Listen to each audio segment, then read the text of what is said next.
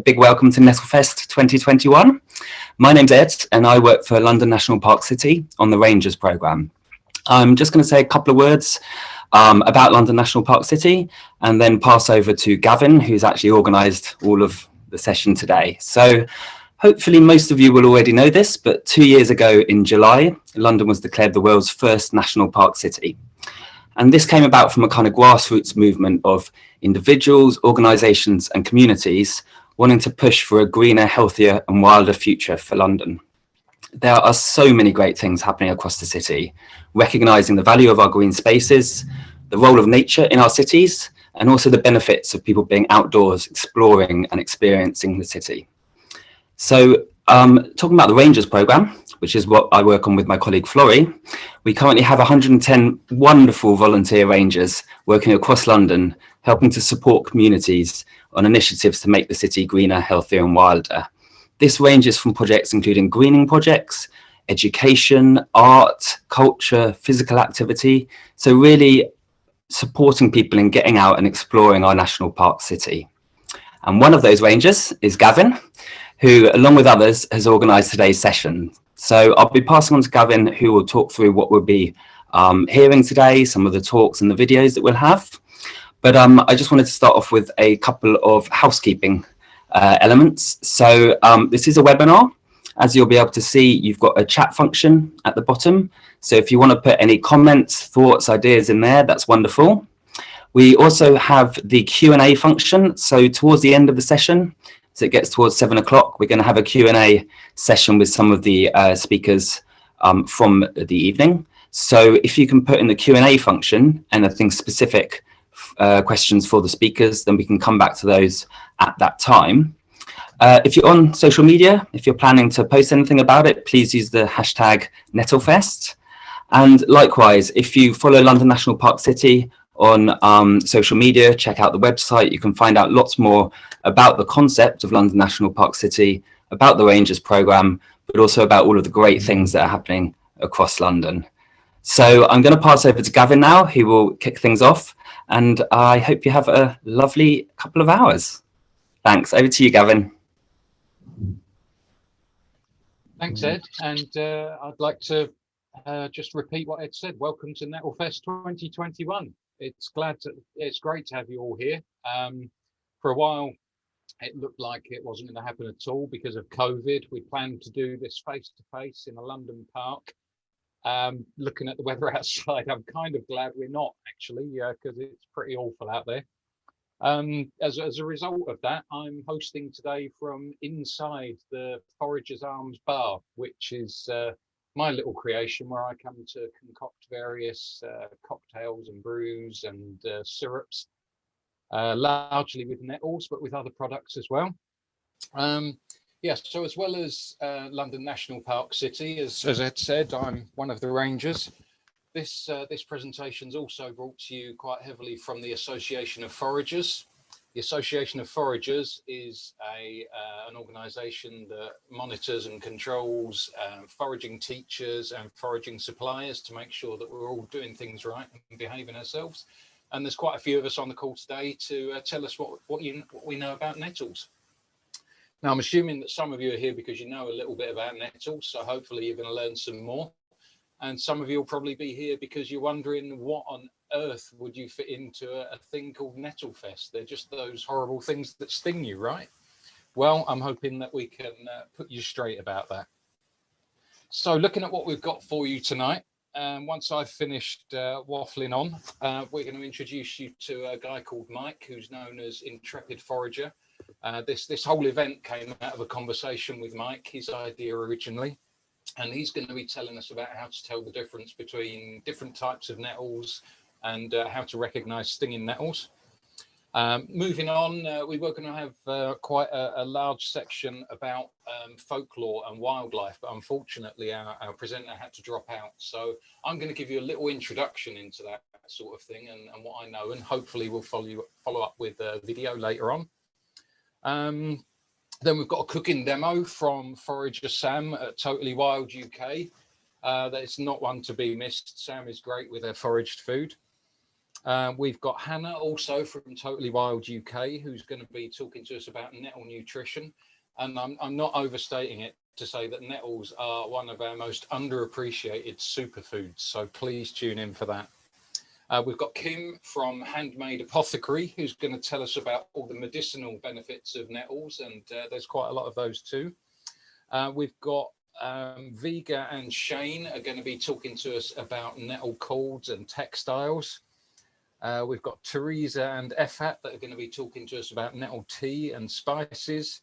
We've got Mike, Sarah and Leanne all talking to us about nettle cocktails, all of which can be modified for mocktails if you're not interested in alcohol. I might even throw a bonus one in for you from myself, actually. And we've got a Q&A session at the end where you get to ask us questions, and hopefully we'll be able to answer them for you. And don't leave before the very end, because we've got Rachel from the Association of Foragers who's going to be sending us off with a stinging nettle song. So lots of things to look forward to over the next couple of hours. We could have made it 4 hours long, but we've cut it as short as we can so that we don't take up too much of your time, and we can expand on it later. So I think that's it from me. So I'd like to hand you over to Mike, intrepid forager, who's going to talk to you about how to identify nettles. Hi everyone, thanks for joining us for the first ever NettleFest. My name's Mike, and I'm going to be talking about how to get to know your local nettles. So we're going to be talking about how to identify common species of nettle, and there are more than one, and they don't all sting, as well as where to look for them, what time of year, and some common do's and don'ts and best practice about foraging and wild food. So I've been foraging for about 7 or 8 years, and I have a wild food project called Intrepid Forager, and I'm also a volunteer ranger with London National Park City, and that's a project to make London a wilder, greener and healthier place. And like for me, there's nothing wilder or greener than wild food. Like here we are in North London, and in this tiny little space, like it was surrounded by edible trees, shrubs, nettles, weeds, like whatever you want to call them, all these amazing plants. There's probably about 7 or 8 just in this small area, edible plants.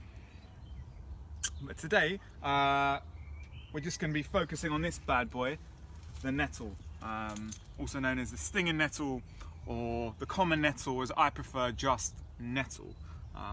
And this is one of those plants that probably everyone, or almost everyone, in the UK will be familiar with, and most of us, I think, will instinctively know what it's called, because we've had probably experiences, non-food related experiences with this plant.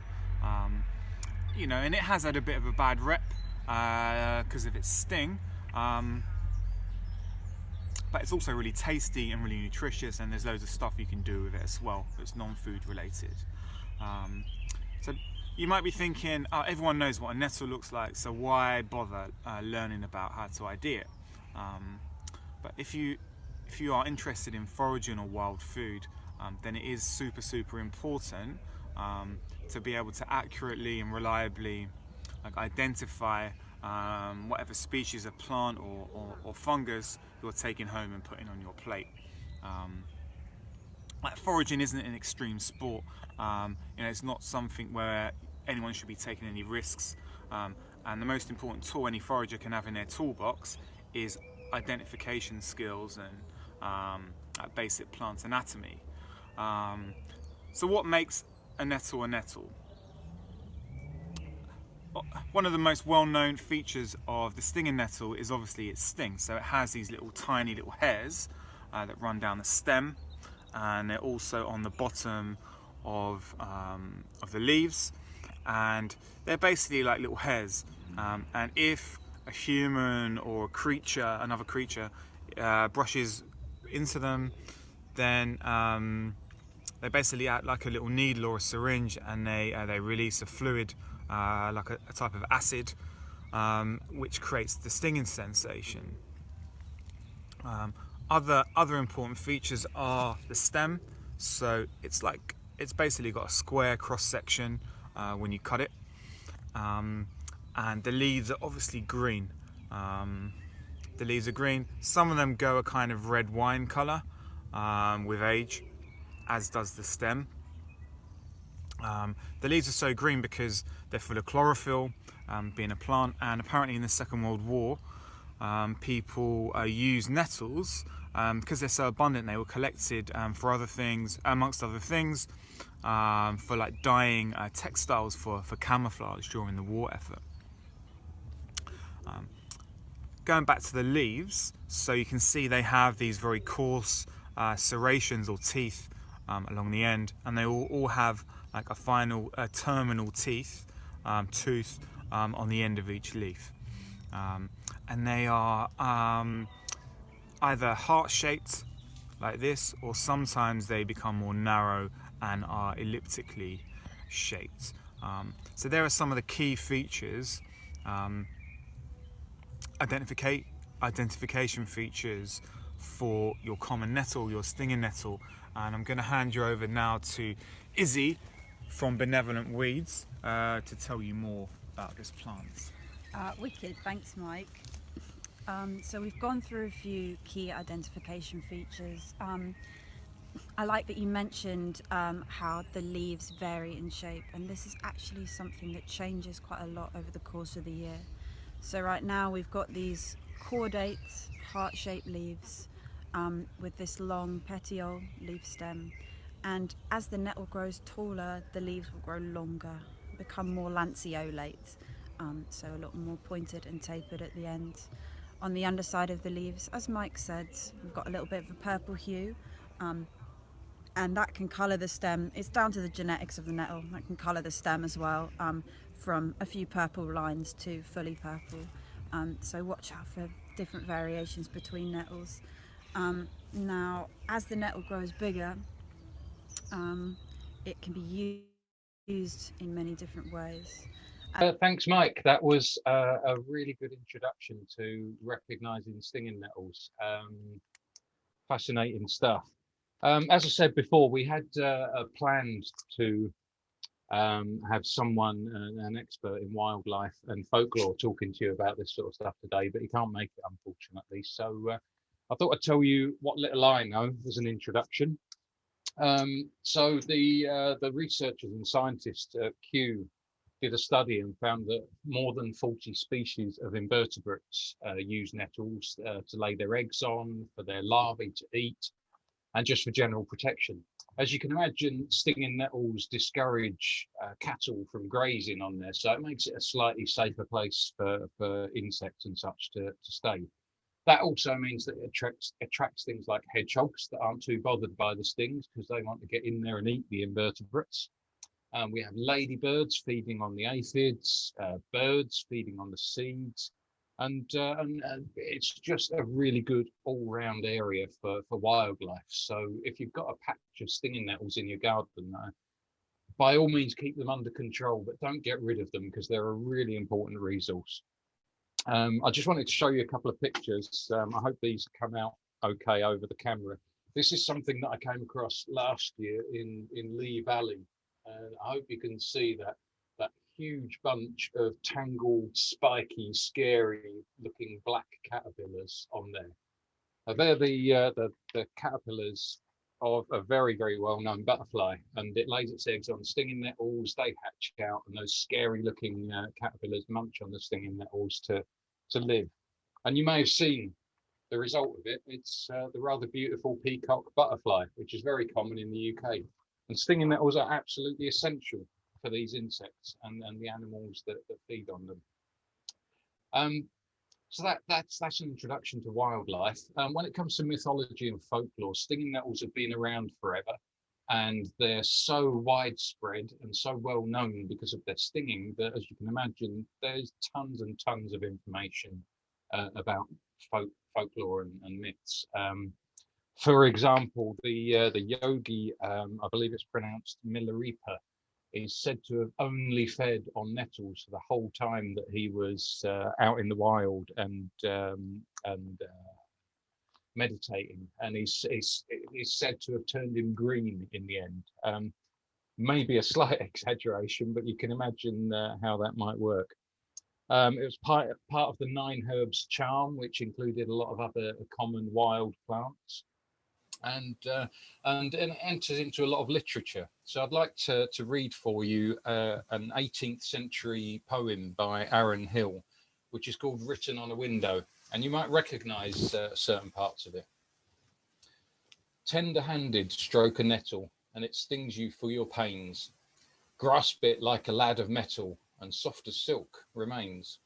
So it is with these fair creatures, use them kindly, they rebel, but be rough as nutmeg graters, and the rogues obey you well. So you may have heard the expression, grasp the nettle, and this is where it's coming from. Grasp it like a lad of metal. And with stinging nettles, you can brush them softly and they don't sting you.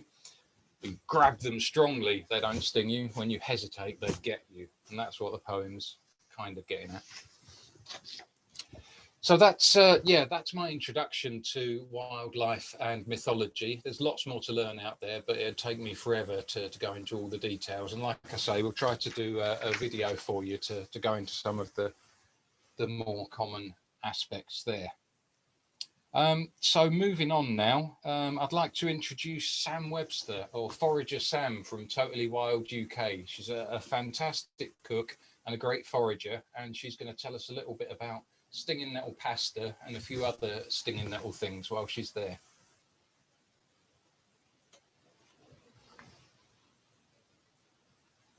Hi, I'm Forager Sam. I work for Totally Wild UK, and today I'm going to be teaching you how to make some truly delicious and nutritious things with nettles. So the first thing we're going to make is some nettle pasta. So what you'll need for that is flour. This is double O flour. I've got 200 grams. That's enough for 2 people. We've got 2 eggs, and then our nettles. I tend to use about 10 nettle tops for 200 grams. If you're doing 100 grams, then I'll give 5. If you add more than 5 or 10, it can make your dough quite sticky because there's a lot of moisture in nettles. Any less, and you don't get that wonderful nettle flavour. So, first thing we need to do, pestle and mortar. We'll add our nettle tops. Go for 10. 1, 2, 3, 4, 5, 6, 7, 8, 9, 10. Save those for later. So when we are choosing our nettle tops, I go for the top 4 to 6 leaves. Any further down the stem than that, they're quite old and they can be quite stringy. If you've ever had a nettle soup and it's got the stringy bits, that's what you're getting. You're getting the older leaves. You want the young top, fresh leaves. So what we need to do is squash them in the pestle and mortar. This is to get out the moisture and to also break the crystals in the leaves, which are the little fine hairs, and that's what gives you the sting. So they contain an acid, and by breaking them with pressure or by cooking them, you destroy those crystals and therefore they're not going to sting. And the last thing you want to be doing is kneading your pasta and it to sting your hands. I already did that when I picked them because I forgot my gloves. So give them a good squashing, and we can see there's lots of moisture in there, and that will stay in the pestle and mortar, and we'll just use the nettles. No more stings, so that can go in with our flour, and then we'll make a little well in the middle like so, where we can put our 2 eggs,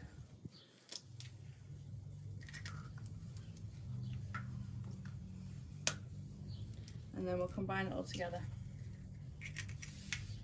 So you're just going to fold it in with your spatula until it all combines into a dough. I'm not entirely convinced this is how the proper Italians do it, so if you are Italian, please don't scoff at my pasta making. I've also added a little bit of salt to this dough. If it is quite dry, then you can add a little bit of olive oil. It should start to combine. So now all our flour is combined, we can tip it out onto the surface. The flour that hasn't joined into our dough ball, I use those to help with the kneading so it doesn't stick to the surface whilst I'm kneading. And I'm going to knead this for about 5 minutes, so it's a nice stretched and smooth dough. By kneading it, we are working the glutens, which means when we roll it out, it will be nice and stretchy, and you'll have a lovely pasta dough. So I'm going to knead away.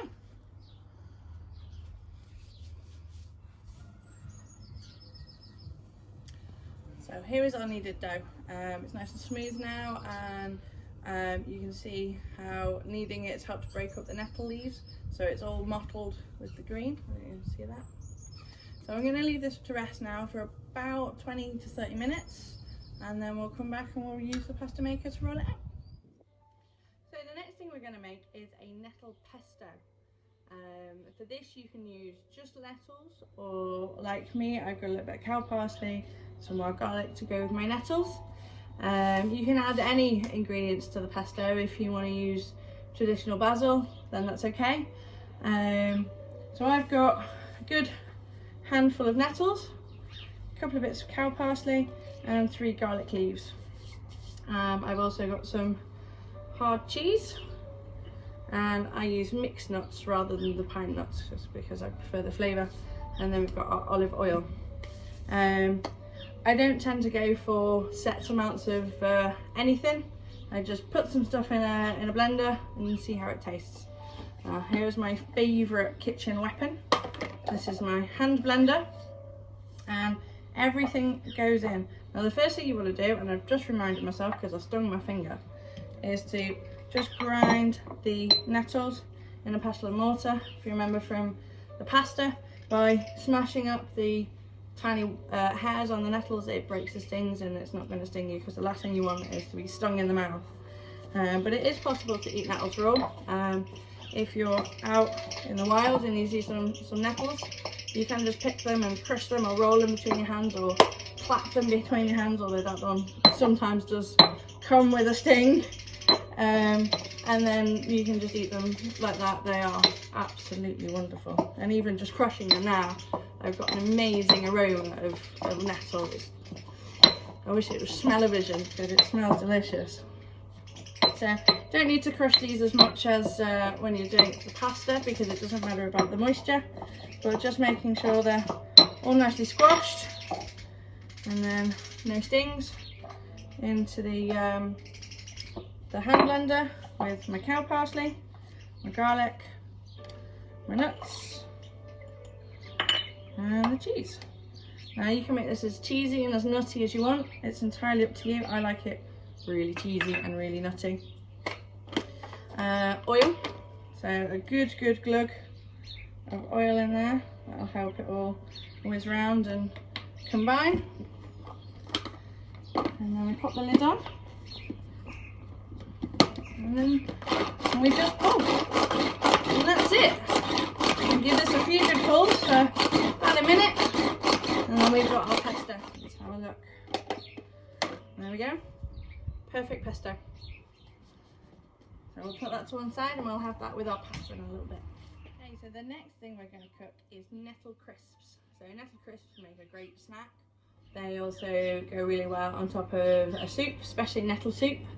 So what we need to do, we take our slightly bigger nettle leaves. So these are the 4 and 6 of the ones that we picked. We don't need to pestle and mortar these because the heat from cooking them will actually destroy the stingers. So we can just pop them straight into the pan. This pan's been on for a little while, so the oil inside is nice and hot, and it goes in for about 3 seconds. And it'll fizzle up like so, and change the colour so it goes almost clear. And then we can pop that on our kitchen towel, or I use a cloth, and we just fry them up. Just be careful it doesn't spit at you. Like I say, they are really good on a nettle soup. My nettle soup recipe, I make a leek and potato soup, and then add a really big handful of nettles for the last 5 minutes of cooking, and then chuck some of these bad boys on the top when I'm done. And throw the last few more in there. And let them fizzle away. And all we need to do now is add a sprinkling of salt, and that is our crisps. There you go.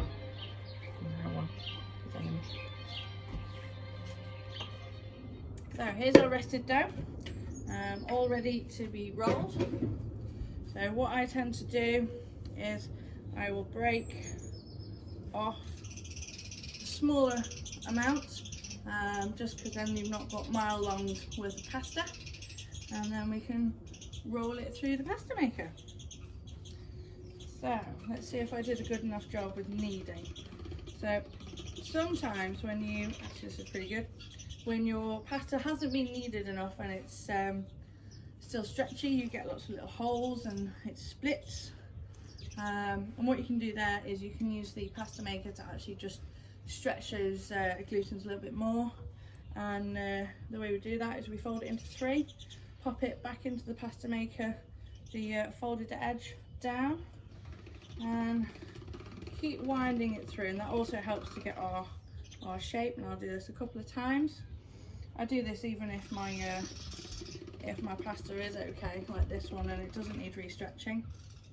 Just then you get the perfect shape for going through the pasta maker, and it's not too wide or too skinny.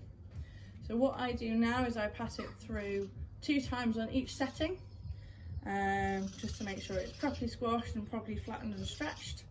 And you've got to make sure it's well floured. So I'm going to put some flour on it now.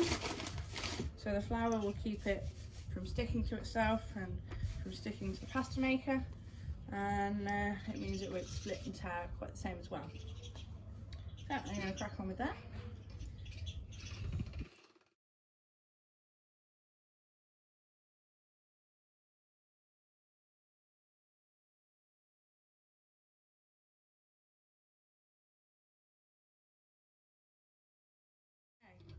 So here's our last time through the pasta maker. You can see how long it is now. I have to fold it because my arm's not long enough. Through we go, all the way to the end.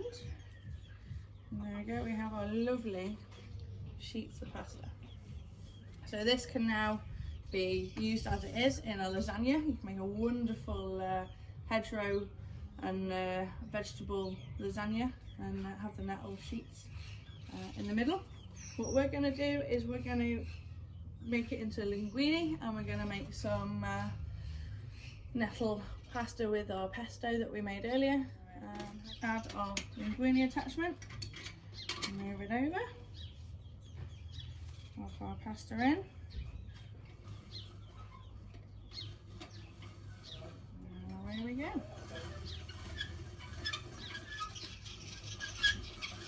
So this attachment can cut it into a linguine.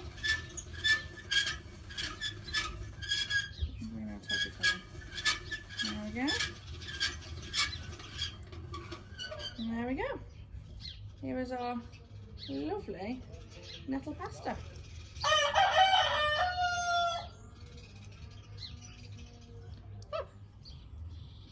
Okay, so we've got our pan of boiling water ready for the pasta.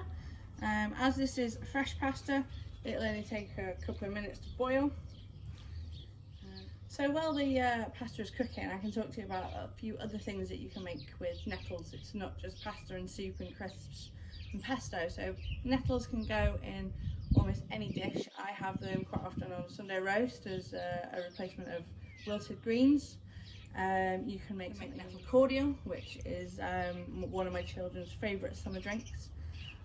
You could add that cordial then to cocktails, or you could just infuse the nettles straight away into some spirits, whether it be gin, tequila, vodka, whatever you fancy. You can also make things like protein balls or fruit leather with these. So you pop in a pan, some nettle leaves and a fruit of your choice. You can use apple or kiwi, goes quite well, and just heat it all up until it becomes a smooth liquid. Sometimes I use a stick blender just to break any big bits up and just to separate the leaves a bit. And then some baking parchment or greaseproof paper on a baking tray, or if you've got a dehydrator, then you can pop it in there. That's possibly the easiest way of doing it. If you're just at home, you can use your oven on its lowest setting and leave the door open just a little bit, a crack, and leave it in there for about 4 hours until it's completely dry, and you can peel the fruit leather off the paper, and then it's done, and then you can roll it up and save it in a Tupperware, and it'll keep for a couple of weeks, or in my house about a day, because I eat it all. It's yummy. Right, so this pasta's looking about done. You can turn this off now. Oh, look at that. Fantastic. Lovely. Lovely. Brilliant.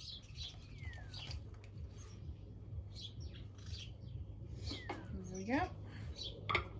And we can add our pesto that we made earlier. Good, fill up with that and mix it all in.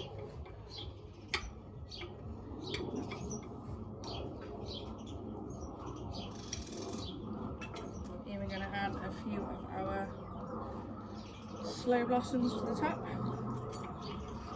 There we go.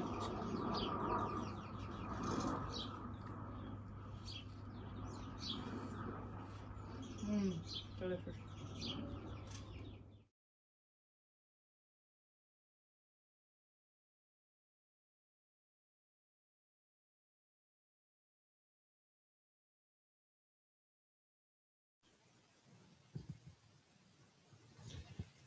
Thank you, Sam. That looked absolutely amazing. I can vouch for Sam when it comes to the nettle pasta and nettle and wild garlic pesto. It's absolutely amazing. So good, in fact, that I can't even show you any because we ate it all, I'm afraid. What I can show you, though, because it only takes 2 minutes to make and you can just keep remaking them, is the stinging nettle crisps that Sam made. Absolutely gorgeous. You never tasted anything like it. My favourite is to get the little unopened leaf buds at the end. Really, really good. Go down really well as a snack. So that's great. Thanks, Sam. Thanks for all that information. We're going to move on now to Hannah, also from Totally Wild UK. Hannah is a bit of an expert when it comes to plant nutrition. So Hannah's going to tell us all about the nutritional benefits of stinging nettles.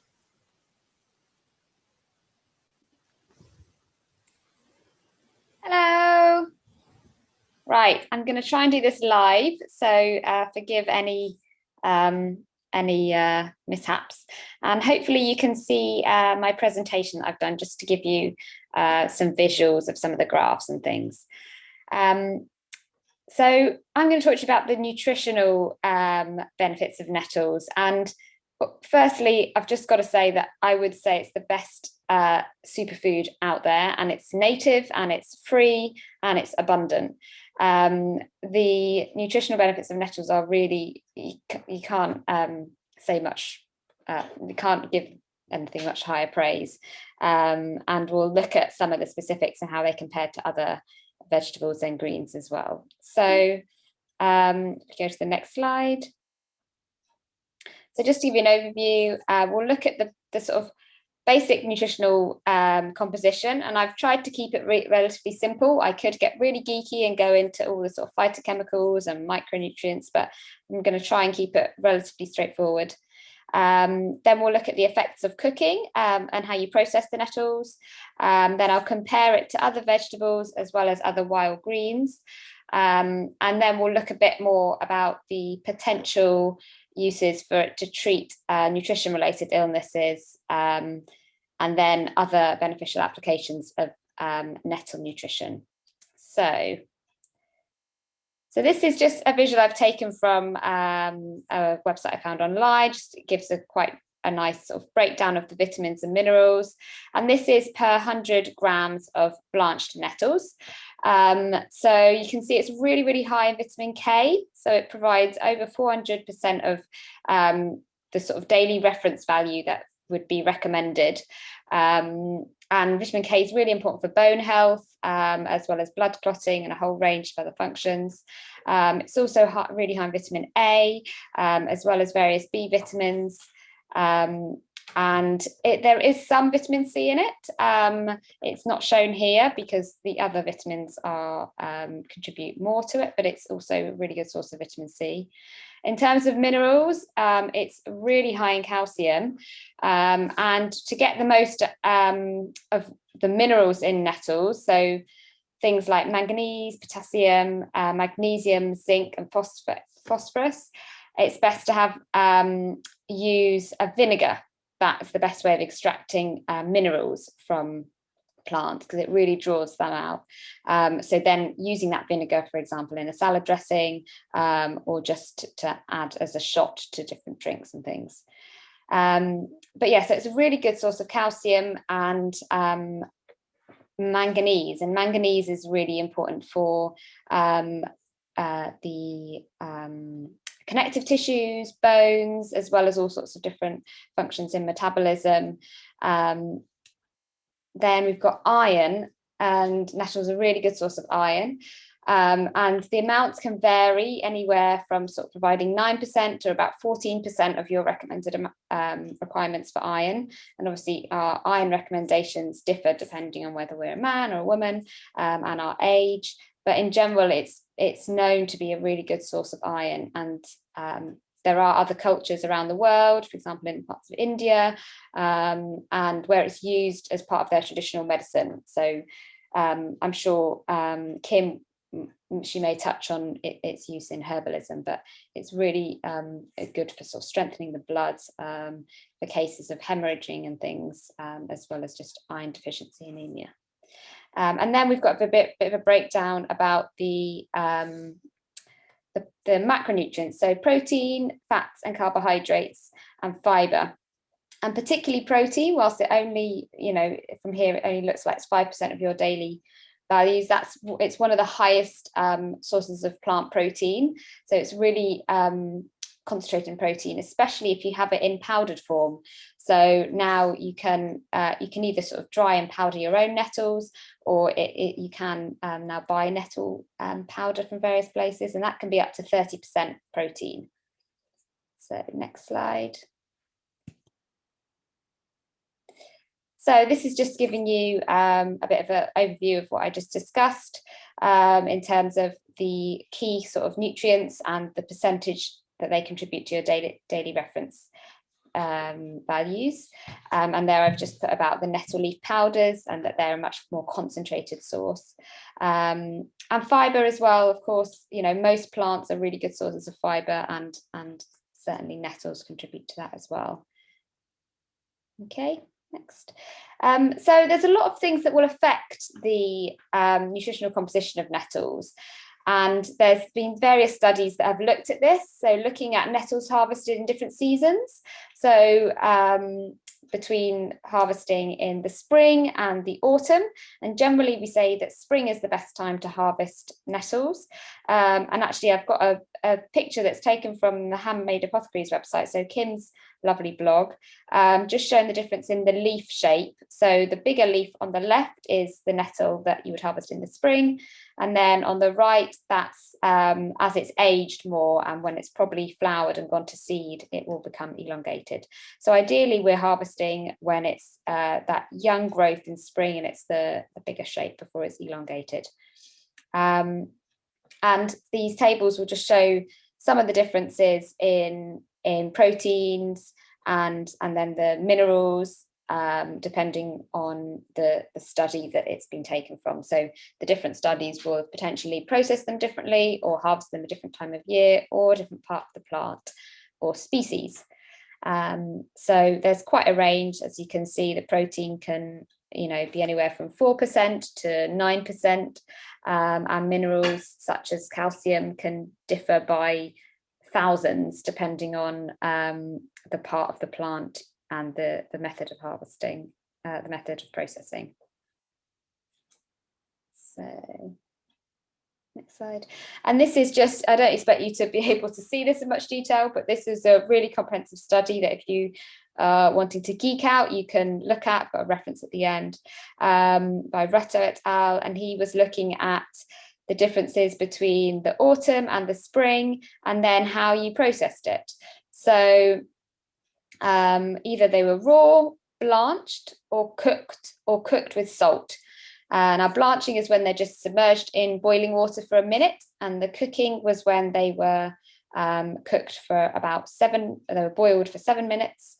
And interestingly, there wasn't a huge amount of difference between those cooking methods. As a dietitian and nutritionist, my default would be to say, you know, blanch, don't boil. But actually, a lot of the micronutrients in nettles that are particularly high aren't water soluble, so they aren't affected too much. For example, the mineral content and the protein content isn't really affected. The B vitamin and C vitamin content obviously will, but in general, they both maintained quite good levels of nutrients. And I think the next slide sort of summarizes some of the differences. From this study, they sort of wrote up a food label that you might find on packaging, and you can see that per serving, which was 100 grams, the protein that ranges from 4 to 3 grams per 100 grams, and it's just slightly less when it's cooked in salt, but otherwise there aren't huge differences. The biggest differences I've highlighted on the side. So the raw contains the most carbohydrates, fiber, calcium, iron, and vitamin C. But there are minimal differences between blanching and cooking. And when you add salt, it reduces the protein, fiber, and calcium content. But vitamin A, which here is indicated that 100 gram serving of blanched, cooked, or raw nettles can provide 100% of your vitamin A requirements. So that's really contributes highly on the vitamin A front. Okay, next slide. This just gives you an indication of how nettle compares to other wild greens as well as conventional vegetables and greens. And as you can see, the highest bar there is for our beloved stinging nettle in terms of protein content. And as you can see that the values are slightly different from where we were looking at that food label that they had made up here. It's suggesting it's just over 6 grams of protein per 100 grams, but this is based on fresh weight. But stinging nettle exceeds all the other sort of wild greens, which are really nutrient dense themselves. So dandelion, mallow, purslane, as well as things like spinach, Swiss chard, and kale. So if we think about kale, which we know to be our sort of, it's the poster boy superfood, nettle is way higher in terms of protein content. And then if we go to the next slide, this is a sort of blurry image here, but this was from a wonderful book called Cooking Weeds, a vegetarian cookery book by Vivian Wise. And she's got a page where she compares the mineral content of stinging nettles, similar to the other study, but with a slightly broader range of what they might call weeds and other vegetables. And I've just sort of summarized some of the points, is that nettles contain 5 times more calcium than spinach, nearly twice as much iron as spinach, and more calcium than all other wild greens. And only chickweed contains more iron than stinging nettles, which is an indicator that chickweed is a really great source of iron, which it is, and it's been used to sort of treat anemia in various cultures and in herbal medicine. So stinging nettles comes pretty much on top if we look at across the board. And curly kale, in fact, out of the vegetables, I sort of looked through it, and curly kale pretty much comes out on top of the conventional vegetables, and yet stinging nettles still exceeds it quite significantly. Okay, so I've tried to just stick to the really nutrition related diseases where nettles can be used, because as Kim's probably going to tell you, it can be used to treat a whole range of conditions from allergies to hormone imbalances. But in terms of things that, you know, I might pick up in my practice, and working in the NHS, unfortunately, I don't get that many opportunities to talk about nettles, although I do sneak it in when I can. But anemia is one of the big ones due to its high iron content. And as I mentioned, it's been used in many traditional cultures around the world for the treatment of blood-related losses and anemia. I've put some references to some studies. And then osteopenia and osteoporosis, which are diseases of the bone where there's increased bone loss. And this is due to its calcium content, but also magnesium and vitamin K, which are really important for bone formation. And there have been some studies in rats, unfortunately not any noteworthy ones in humans, but showing that they could maintain bone density. And this is potentially could potentially be beneficial for women undergoing the menopause, where they have an increased rate of bone loss. And then diabetes, there's been some recent really interesting studies that are double-blinded, placebo-controlled, which is the gold standard for studies, showing that they can safely improve glycemic control in type 2 diabetic patients who are on insulin therapy. But it is a note of caution that there have also been some studies that have shown the opposite, and that it can increase blood sugar levels. So there's more studies needed there. But there are some interesting studies in mice showing that nettles can lower cholesterol levels and enhance liver function, and sort of help regulate any abnormalities in cholesterol metabolism. So lots of potential. Next slide. So there are some other really interesting applications of nettles. And as a gardener, each year I'll make some nettle tea for my plants as well as for myself, because it can really help with the nitrogen levels in the soil, both if soil has been over fertilized with nitrogen and phosphate in sort of conventional farming, but also if you're a sort of home gardener trying to go down the organic route, you can add nitrogen to your soil through nettles. And it's also been shown to reduce heavy metals in the soil. Nettles may also be useful in food preservation, and there's quite a few studies actually showing that the antioxidant and antimicrobial properties of nettles can help preserve different types of foods. And there's quite a few looking at meat, beef and sausages and things, and through adding nettle extract, it extends the shelf life. And then finally, for livestock, it's been shown to improve disease resistance due to the high concentration of various immune boosting phytochemicals, and also reduce cholesterol and triglyceride levels, which could be beneficial if we're looking to try and produce meat that is better for human health when we consume it. So there's lots and lots of potential that's really quite untapped.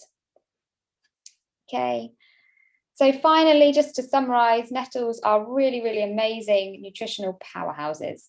It's probably my favorite green because it's so abundant. I don't buy spinach or kale, I just use nettles. I will put them in everything from soups to stews to teas and drinks, pestos, as Sam has spoken about. Nettles are particularly high in calcium, iron, vitamin K and vitamin A, as well as a huge range of antioxidants and other sort of phytochemicals. It's one of the highest plant-based sources of protein, but there are variations in the nutritional content based on how it's processed or cooked, the plant of the plant that you use, and the harvest season. And just, I forgot to sort of point out there that the seeds of nettles, once it's gone to seed, whilst we don't want to consume the leaves once it's in seed, the seeds are also really, really dense in nutrients, particularly essential fatty acids that we can't make in the body, as well as neurotransmitters like acetylcholine and serotonin, which I refer to as the sort of happy neurotransmitter. And so the seeds are also really useful to use. You can sprinkle them on porridge or add them to smoothies and things. So back to the summary. Nettles are more nutrient dense than nearly all other conventional vegetables, as well as most other wild greens. And there are many potential uses for human, animal, and soil nutritional deficiencies and diseases. And to be honest, I think there's a lack of studies. There's a lot of scope for more studies, but nutritional studies are notoriously difficult to do. And with nettles, probably partly because there's not that much funding, because nettles are abundant and free to us all. So there's not much industry incentive to fund studies in them. But we know how amazing nettles are, and hope you do too now. There's a load of references if you want to geek out. I can email them round to anyone who specifically wants them. Thank you, Hannah. That was absolutely fascinating, and it's really nice to see the science behind the knowledge that we all have just from our own instincts and from our forefathers, that nettles are a great resource. Now science is telling us it was right all along. We are just a very quick, I'm sorry running over, I literally just read this today in Women's Health. There's a thing saying eat nettles for faster fat burn, so I'll let people go and Google that for themselves. Is there nothing that nettles can't do? Yeah, so that's fascinating. Thanks very much, Hannah. We are running over, so I'm going to stop waffling on, and thanks very much to Hannah from Totally Wild UK for that. And next we're going to move on to Kim from Handmade Apothecary, who's going to tell us all about the medicinal benefits of nettles.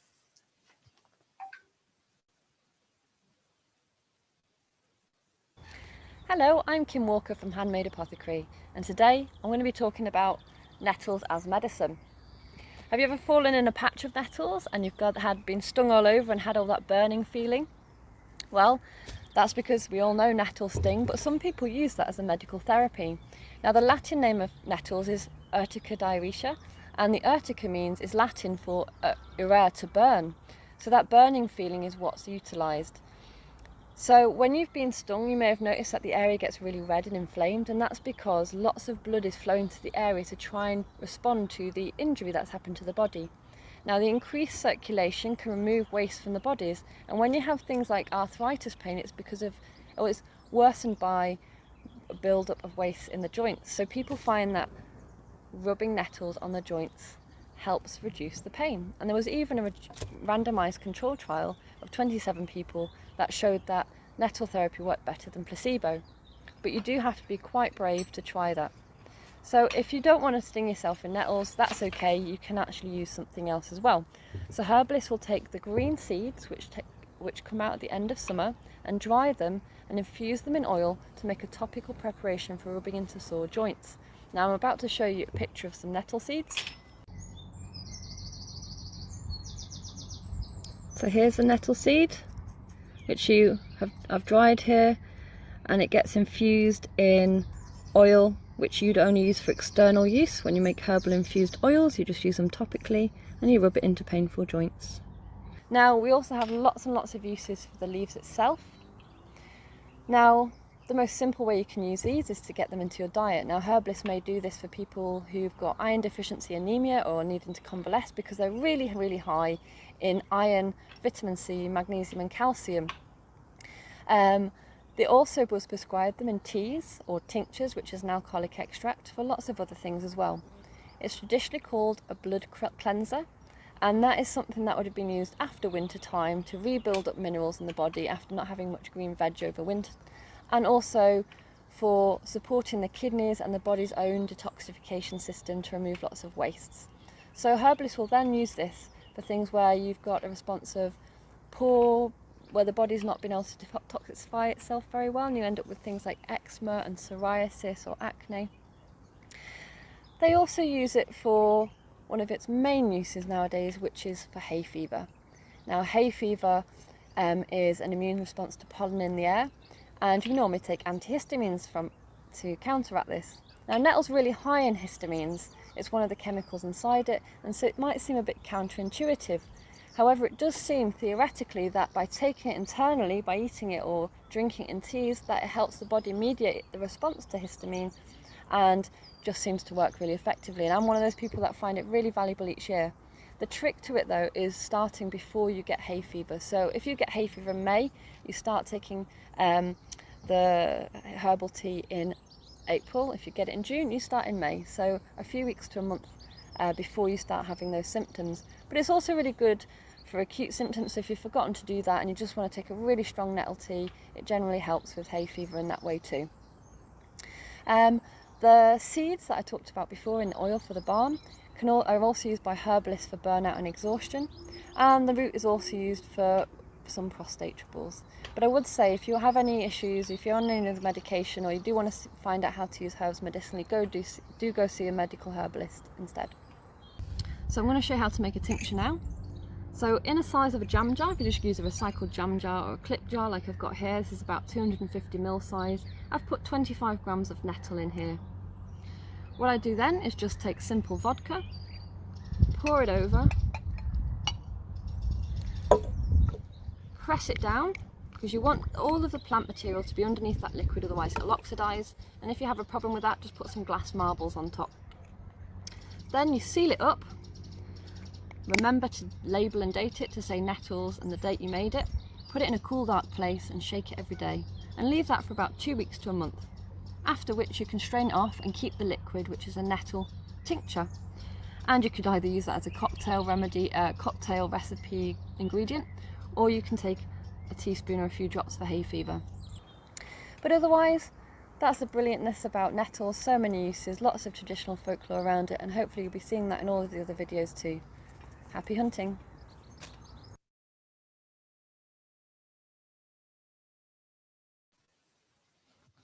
Thank you, Kim. That's a great insight into the medical aspects of stinging nettles. On top of all of the medical aspects, of course, is the fact that stinging nettle tea just tastes good. So why not have some? So now we're going to go over to a young lady called Vega, and Vega's going to tell us about using textiles as seed carriers.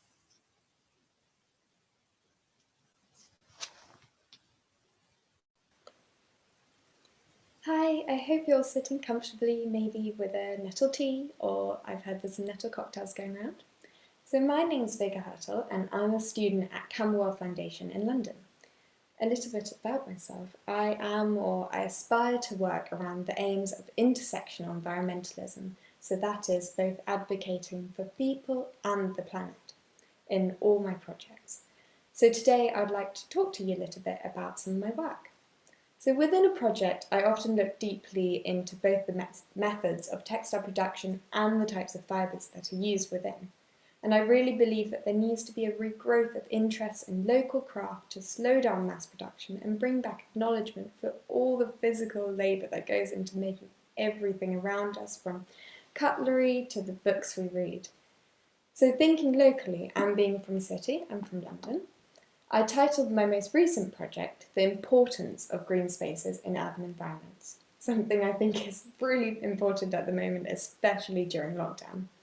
So the first thing that comes to mind when putting green and the city together, at least for me, the first thing is guerrilla gardening, because it's such an easy way of re-inhabiting small nooks and crannies around our streets, filling them with beautiful flowers and just bringing back life into the grey areas.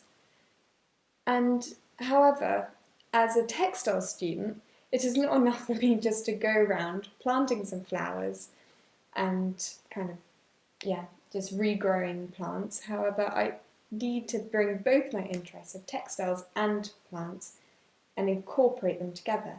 So this is when I was suddenly struck by a new idea, and it has taken my 2-week small project into a much more long-term journey of experimentation. So the thought is, I had yarn, and I thought, what if I could create yarn that during the process of being spun, you could integrate it with seeds between the fiber's hairs. And then once the yarn has been turned into a garment and has been worn and has kind of gone through the full potential of its life, the garment could then be buried and regrow a new crop out of the flowers and seeds. Now, obviously, having no equipment to first off even begin to look at how I could create an environment where the seeds in the yarn wouldn't just begin to sprout while the user was sweating in the garment.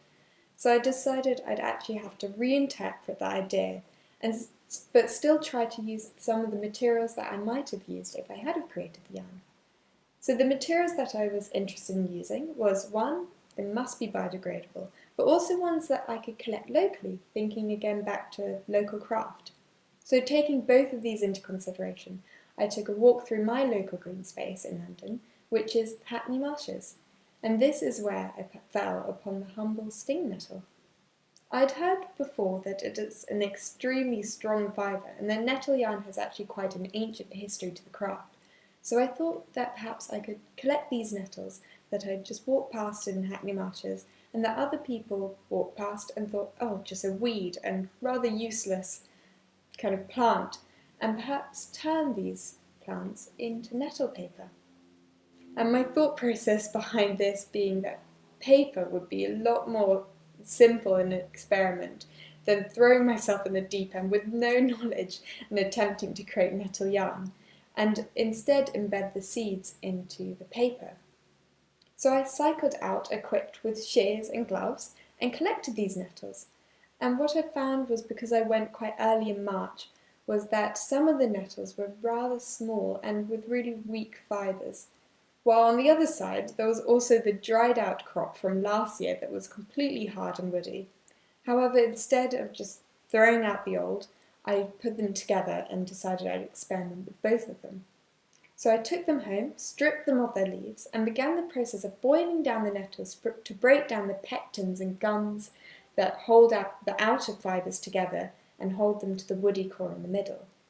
And the smell that came from the pot which I boiled them in for 3 hours was so intense, and at one stage I think I questioned whether I was poisoning my whole family with the fumes. However, once I took the pot off the heat, the smell actually became much more tolerable and actually quite sweet, and you could really smell that it was something that you could potentially eat and was edible. However, still after 3 hours of boiling, I found that a lot of the drier, older nettle stalks were still quite tough.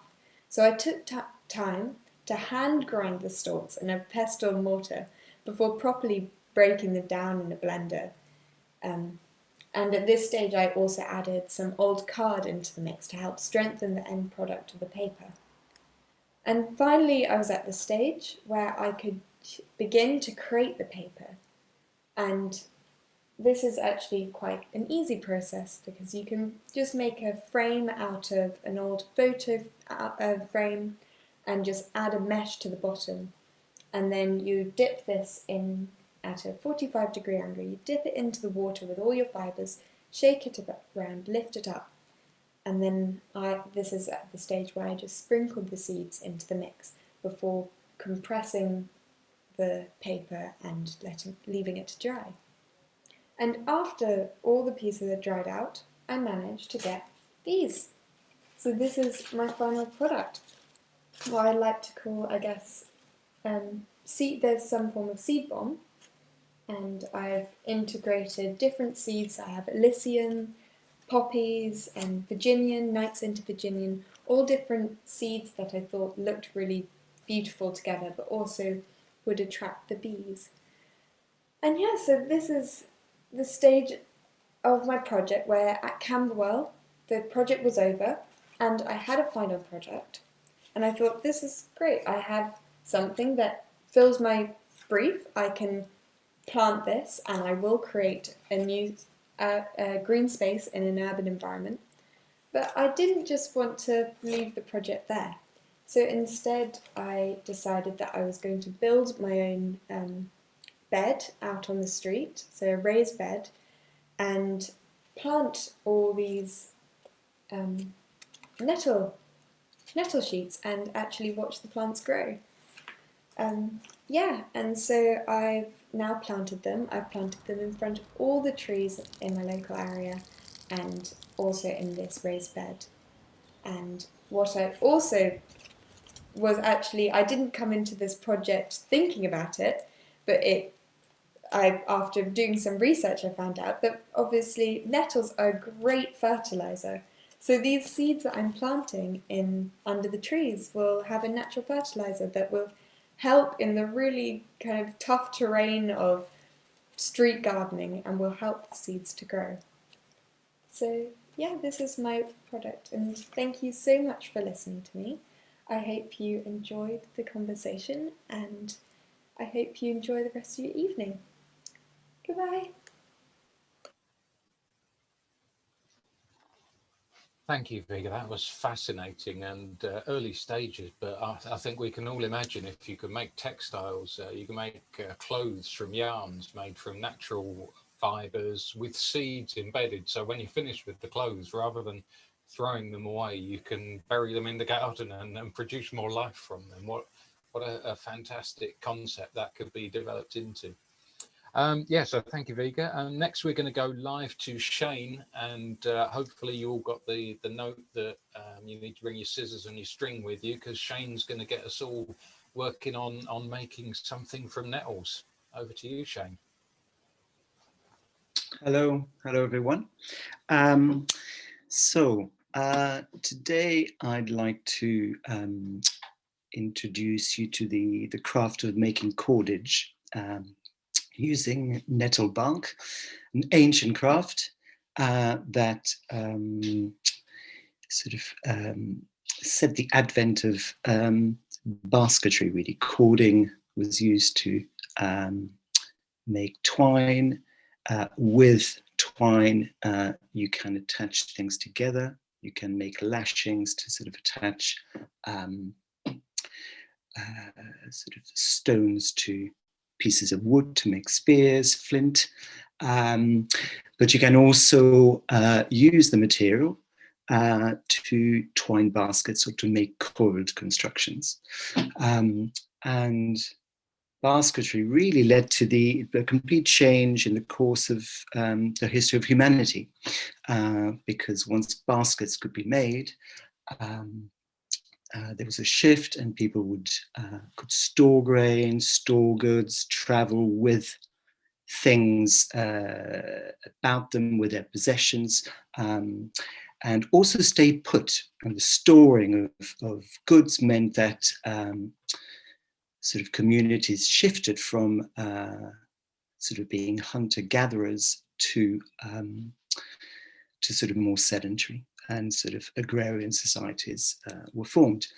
One such fiber that you can make cord with is nettle, a really strong fiber. It's in the family of hemp and flax, and sort of the fibers can also be used to spin yarn with. So this is a ball of the fibers that lay between the pith, the woody part of the nettle stem, and the bark. And you let the bark rot, and then you sort of break off the woody bit, and then you're left with the fibers. This is a bundle of nettles which were harvested last year, which I've left out on the grass to sort of let the bacteria sort of eat away the bark, and then you can release the fibers, which you can spin with. But I'm not going to say much more about the spinning process, because what I like to do is the cordage, and I'm going to, in a minute, demonstrate this on here. So if you have your string and you have a pair of scissors, you can follow the demonstration and do as I do. Never really done this before. Actually, that's a lie. I did do it once before teaching Vega, in fact. But once I've demonstrated this, then I'm hoping, time allowing, that I can also show you how to twine, or just demonstrate how to twine with the cord to tie things together and to make basketry-like constructions. Okay, so this here, hope all of you can see this, is a piece of cordage, which I did in the first part of the session. And that is using the bark from the nettle. So this is a piece of nettle, a stem of nettle, which I cut earlier.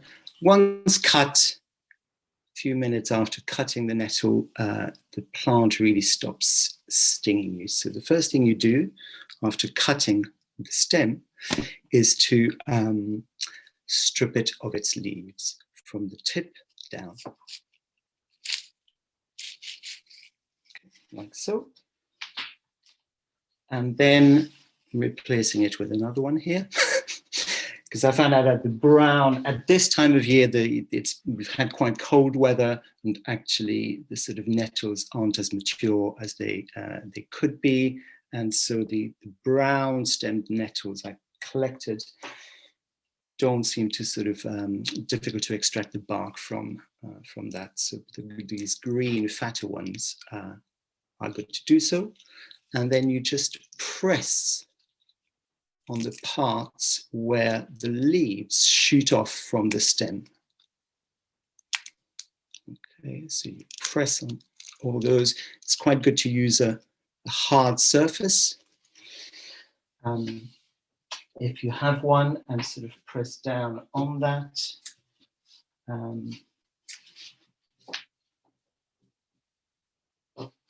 Okay, so here we go.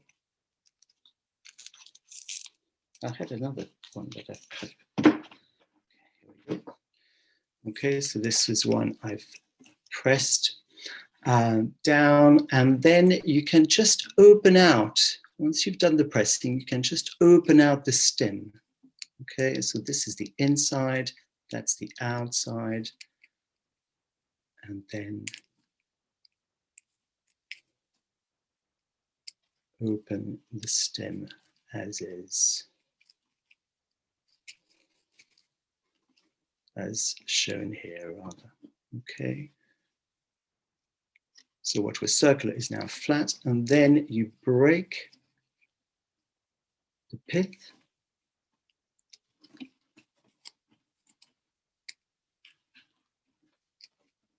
and just release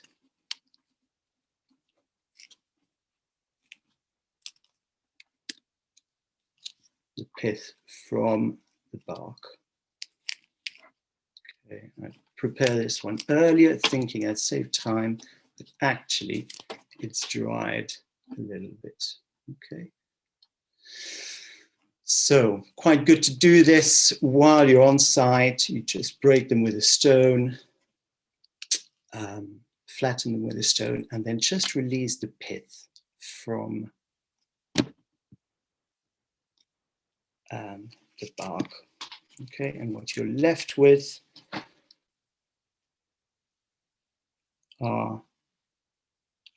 is just the bark which you then separate.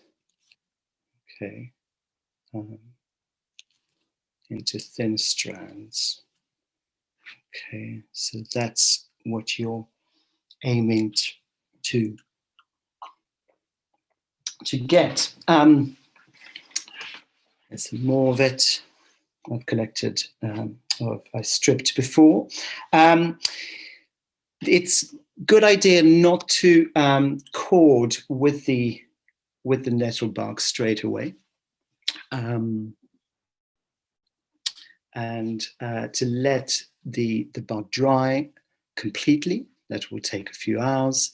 Leave it overnight, and then just run it under the tap to soften it again.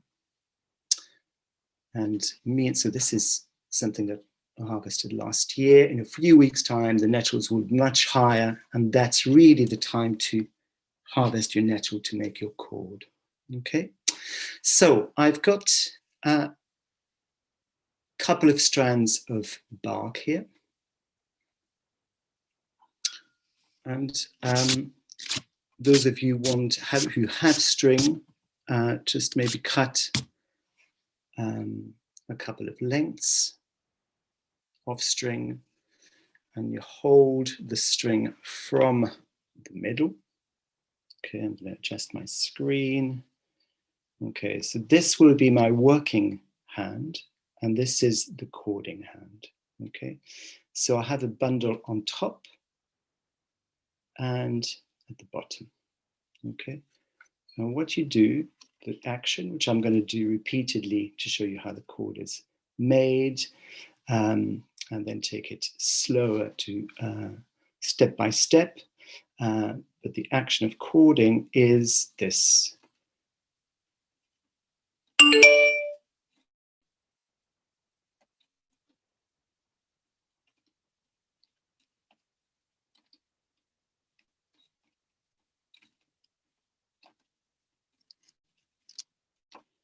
Okay, so that's the cord being made. Okay, so you twist with the holding hand just holds the last twist.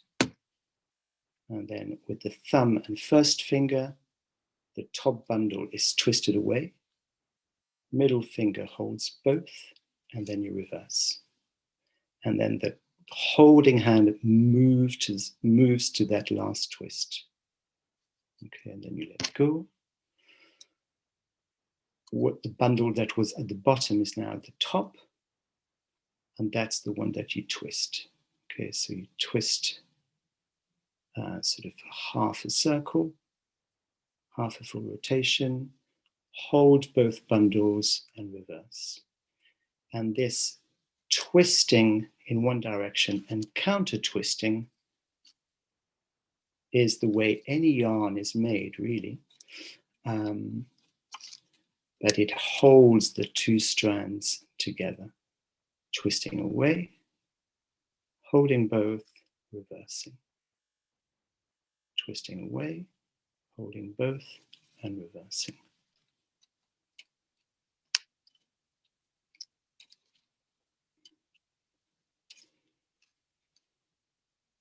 Okay, so I'll do this again. Make clear that you've got a top and bottom bundle, twisting away, holding both, and reversing. Now, to make the cord stronger, I roll my fingers. So I've got two strands of bark here. I roll my fingers, hold both, and reverse. Okay, so I roll my fingers to add extra twist. That will make the cord stronger. If you run out of, I'm not in this case, but maybe I want to make the cord thicker, just add another strand. Just removing a little bit of pith here. Okay, so just introduce another strand from the middle, and then twist all bundles, all strands in both bundles together. Okay, you can make the cord as thick or as thin as you wish.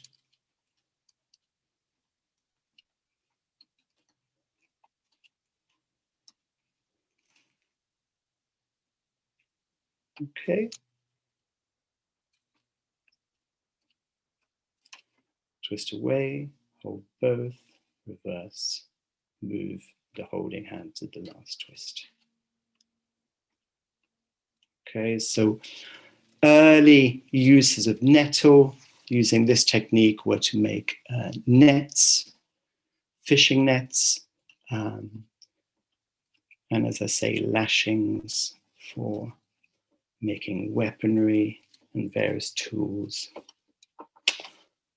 Okay, twining. Okay, so I'll move on to twining now. If you have any questions, my email is mail@shanewaltner.com. Some 10 years ago, I wrote a book on basketry called Practical Basketry Techniques. Lots of projects in there, twining projects and coiling projects, as well as interlacing and stake and strand. I'm going to quickly demonstrate how to twine. Okay, twining is a technique for weaving using 2 weavers. I'm going to use nettle stems. Okay, a bundle of. Okay, and then, oh, I need some cord. So,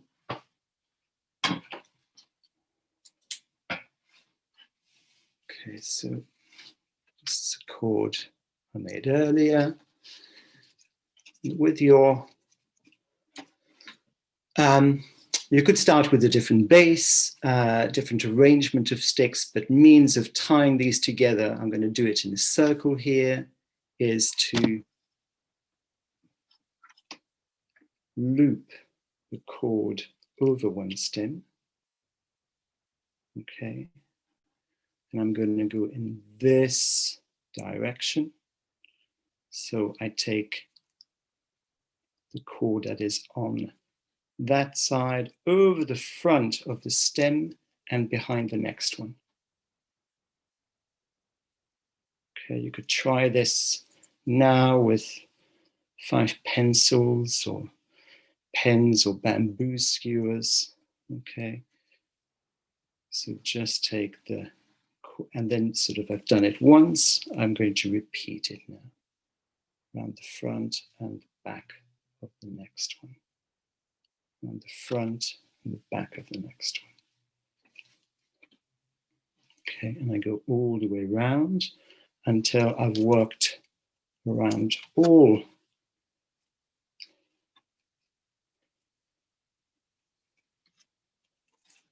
the stems.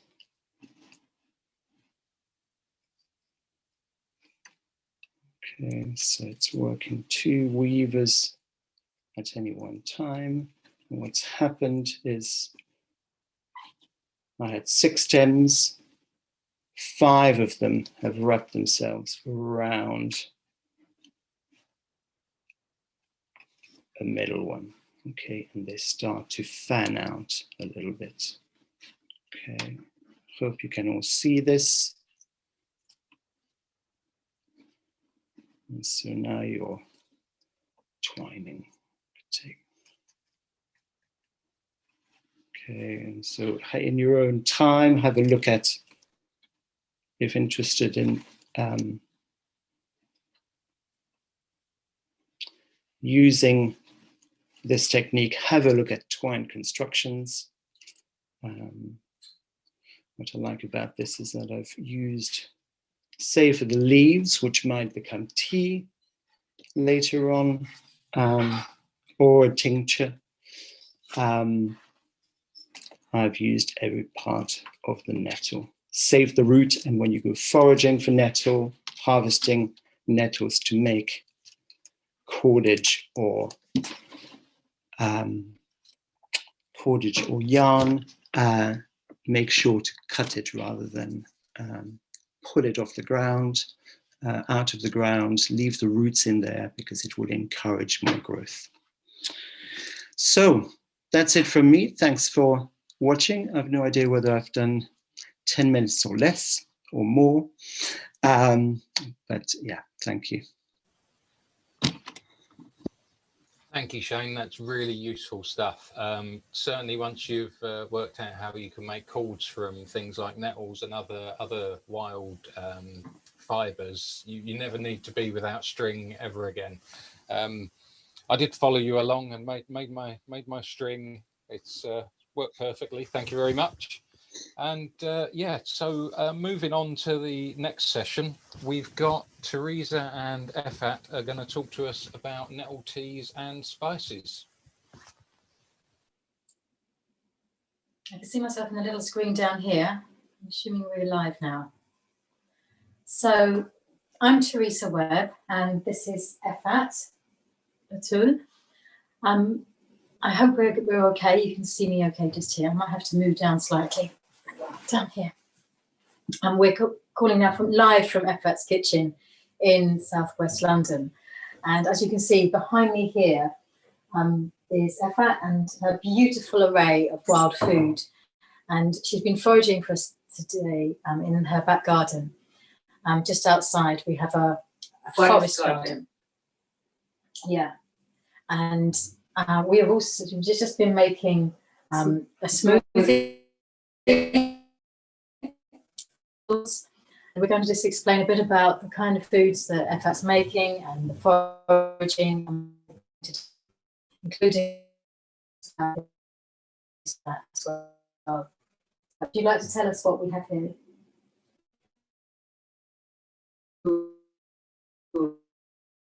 Be able to express myself with trust of food, about wine, foraging, and food preparing alchemy. This food today we made it as a smoothie, the combination of soaked Hanzo apricot, date, blended with soaked almond, nettle, mulberry leaves, and special London rocket seed, which in Farsi called hakshi, which is very good for coloring and is very good balancing thyroid hormone, either before producing or under producing hormone from the system. It was great to be able to use myself according to this. Efat's she's working here at the Khaju Bridge. Khaju Bridge. And her first language is Farsi, and we'll be discussing a lot about language and the importance of linguistics with all our foods as well. And our backgrounds will come together with this. The European side, my Jamaican side as well, from my great-grandfather, who was a doctor over here over 100 years ago, and also my ancestors, several ancestors, medical doctor, and my uncle, who was medical doctor, and his surname was Pezish, and Pezish in Farsi means medical doctor, and he studied in the first university of Iran called Darul Funun, and that knowledge from my mom's grandfather got to my mom, and my mom trained me in this country about 2 years, and in my country from my childhood. So without further ado, we can share with you some of the foods that we've been making and what we've been making earlier on.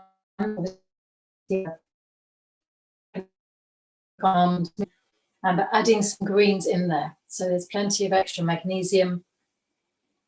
Oh, we've got connection difficulties apparently. Bear with me. Let's see what we're saying. Oh, the sound isn't good. The internet connection is weak, they're saying, so that the image is frozen. Let's send a message.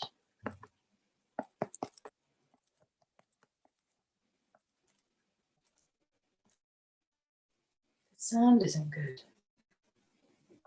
Hi, Teresa. We can hear you, but Hello. your image is freezing and it interrupts from time to time. Oh, Florrie, thanks for telling me. Sorry about that. It may just be a connection matter. The Wi-Fi signal seemed okay.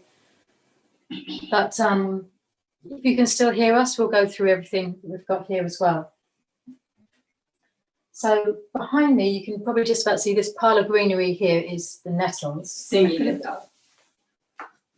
These are our singing nettles, which have been picked from the forest garden just outside. And here in this little bowl are some of the dried leaves. And these have been dried in a way goes with this. Okay. Which have basically been strung upside down. So when we pick the nettles, like these ones here, we turn them upside down so that the juice inside forms down the tips. And they dry much more easily like this, and they're very nutritious. So they contain magnesium and calcium and iron, which is really useful for cleansing our blood and encouraging our blood flow. We've said it's still frozen and the audio's in and out. Well, we'll carry on and see what we can do. There's more information on what we have online as well, but I really would love to show you what we're doing. It looks amazing in here. These dried leaves are what we use in tea to make a fresh nettle tea, but also to crumble up and put as toppings. Oh, that's great. Thank you. We've got some sound going. So these can be crumbled up like this to make a powder. And you know what it's like when you have a spice or a herb in this instance. So it's the aerial part, it's the leaf that I'm using. I use this to top off pretty much anything, particularly soups in wintertime. And you can add it to grain dishes or vegetable dishes. Here we make a lot of raw foods without heating. So we would add this to different vegetable salads, for example, and sprouts. We do a lot of sprouting here. Behind us, Efat's got some mung bean sprouts, which have been growing. And we make things in abundance so that we can use them and ferment them later as well if necessary. So all these greens, which we've got here, make a lovely topping for soup, and also to use it as a superfood, making into smoothies. So for example, if you don't happen to have fresh nettles hanging around, we've got about half a litre, I think, of smoothie here, which is really useful for making something that's sweet, but that's also got all the minerals and the nutrition in from the leaves. And it's a chlorophyll that's really useful and it's really important to us here. So next up we have the seeds. Now these nettle seeds, which I can just see here, I collected last year. I've been foraging for about 15 years now and started raw foods about 18 years ago. This May is my anniversary for doing this sort of thing. And the seeds here, as I mentioned before, are very good for the adrenal glands and supporting our adrenal system. And again, all I would do to collect these in harvesting them, it's partway from summertime. As soon as the flowers start to form, they hang down and they remind me a little bit like old man's beards. You know, they're very thin and little bitty bits. And the female parts of the flower produce a fruit, and the fruit inside has a seed. So all these little parts, these little granular parts, are the seeds. And these contain the blueprint of the nettle. And the more we consume wild foods, particularly nettles, they give us a certain amount of tenacity and wildness in our character. As anyone who knows Efat will testify. She has a great vibrancy for life, and she's been living on mainly raw and wild foods for a long time now. And I really wanted just to share these with you so that you can collect the seeds. It's not just the leaves, but to use the seeds appropriately as well. And we use these on top of salads, on top of grain dishes, with sprouting lentils, sprouting mung beans, alfalfa seeds. You can use it in a variety of ways like this. And this is what we teach on our workshops, our one-day classes. It's ways to incorporate part of the nettles into our daily diet. So these are really lovely. They taste quite strong, I'd say, a little bit like pepper. Not too peppery, but they've got a certain piquancy to them, really. So you don't want to overdo it, just a small amount is absolutely fine. We've got a nice fresh breeze coming through here. Our door's just blown open because it's suddenly gone very, very windy outside. Hopefully it won't blow away at all. We should be okay. I'm going to pass over to Efat, who's going to share with you a little bit more about the foraging that she's just done and how to incorporate it into other foods. Is that all right? Yeah.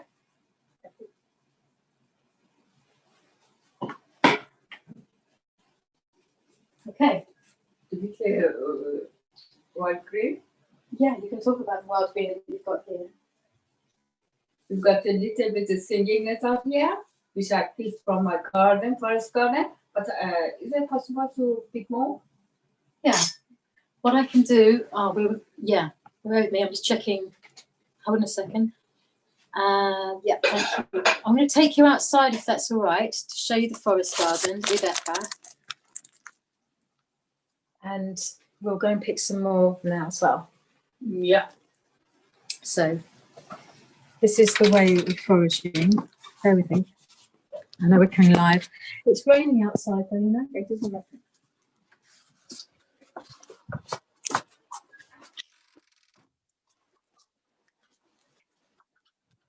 Sorry. And you see the dark leaves beside the stinging nettle, which are very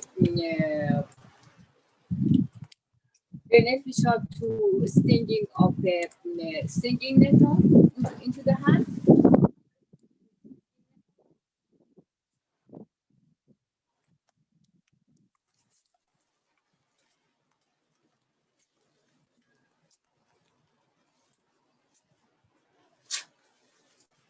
So out here we've got mallow growing, we've got wild plum, wild mulberry, and avocado plants, which you're seeing. I don't really want to come out and get the computer too wet at the moment, but we've got hackshire growing. There's 3-cornered leek you can see down here, a whole range of different wild trees. And this is what goes into our tree leaf blend. We last year set up a herbal blend to support the immune system, particularly during COVID-19 time, so that we can feel stronger and support our immune system strength that way. And it has 5 to 7 natural wild trees which have been harvested from a forest garden out here. And I think I'm going to have to head back in because it's getting quite breezy. And she's cutting some mallow over here with the pink flowers on top. This is grown into almost like a tree. And we're going to combine these with the nettles inside. I'm going to get in the last little bit now, and some dock leaves as well. It's a very sweet little permaculture style forest garden, and we've been picking here for some time. She's also growing blue little flowers you can see down here. But they have the flat tips as opposed to boys that have pointy tips. Okay, ready? Yeah. So here we have a whole bouquet. Hello, everybody.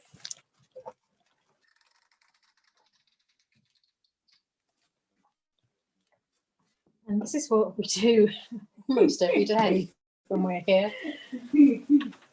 Apologies for these. Hallelujah. Let's put you back down again over here. There we are. Now we're going to prepare it. That's great. Is there anything else you need? Okay. We have mallow, malva. Thank you, Joe. Joe says it's amazing. Yeah. It's lovely to hear from you, Joe. This is the way we roll in a very large, way. Yeah. Life is abundant. Right, Effat's using natural chopping techniques and pounding techniques to make different raw wild food dishes. You can see in front of us here, you've got a pestle and mortar. Let me just move this forward a little bit. Here we go. We've got 2 minutes left, Gavin says. So, bear with me. Yeah, so we've got just 1 minute, okay, Effat. We're going to shred these leaves together, mix them in the pestle and mortar, and pound them together. And adding the dried nettle seeds and the dried nettle leaves as well. We've also got some peppers over here and tomatoes, which would usually be added in as well. And the dock leaves, the wild plum leaves, and these all add in to make it a very, very chlorophyll rich meal. And surprisingly tasty as well. It's amazing how this really, really affects our digestion. It's improved my digestion 100%. I used to have a leaky gut back in 2003, and I had candida and various things. And this is very, very important for our healing. It can help heal our skin as well as our immune system. I appreciate we've only got a short time left. So you're stripping everything here. Use your bare hands to strip the leaves off. And then they can obviously be used for juicing, for making into tea. What else would you like to add?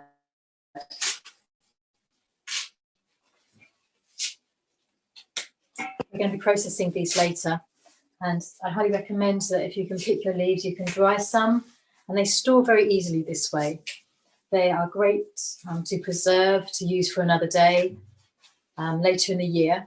So when the nettle season dies down in winter time or autumn time for the harvest, we could use these for a harvest festival. If you bake, you could add it into baking. We ended up putting it into our crackers and making it into a pizza base as well. It would work equally well in the dough if you wanted to sprinkle it on top of the dough.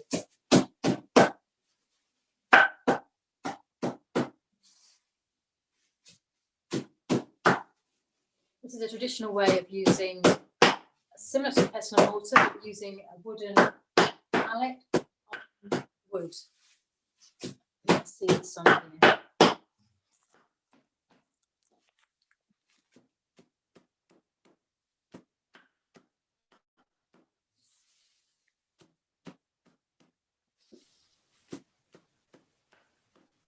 Okay, thank you. Thank you so much for watching.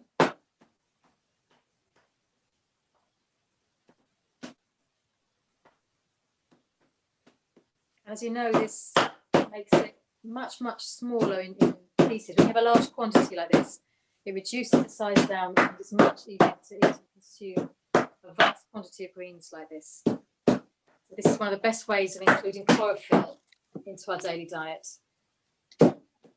Thank you so much, Teresa. Sorry for cutting you off, but we'll try and get some questions at the end, and hopefully we can have a chat another time, see about maybe putting a recording together for the rest of your demonstration. Sure, that's fine. No problem. Thank you very much, Gavin. You're welcome. Thank you. Thanks, everyone. That was Teresa and Effa. And as I say, hopefully we'll get a recording that we can share with everyone at some point.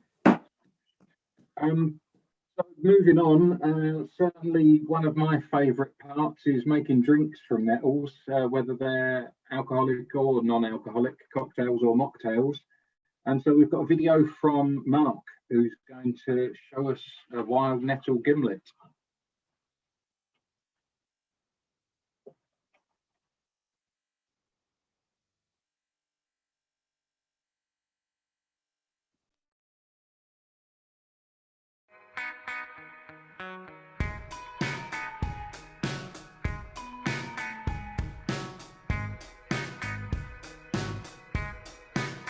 Hi Nettle fans, welcome to Galloway.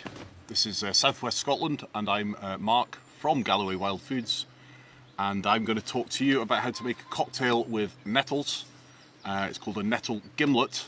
A gimlet is a traditional gin-based cocktail that used to be served at sea, and it was a way of giving sailors extra vitamin C.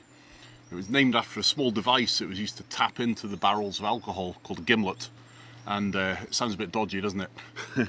And yeah, and the officers would have a gin and lime based drink, whereas the ratings and the lower orders would have had a rum and lime based drink.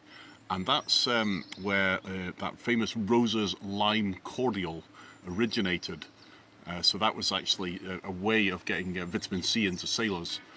So the gimlet cocktail originated from that. I'm just going to show you how to make it. Only we're going to make it with nettles instead of lime.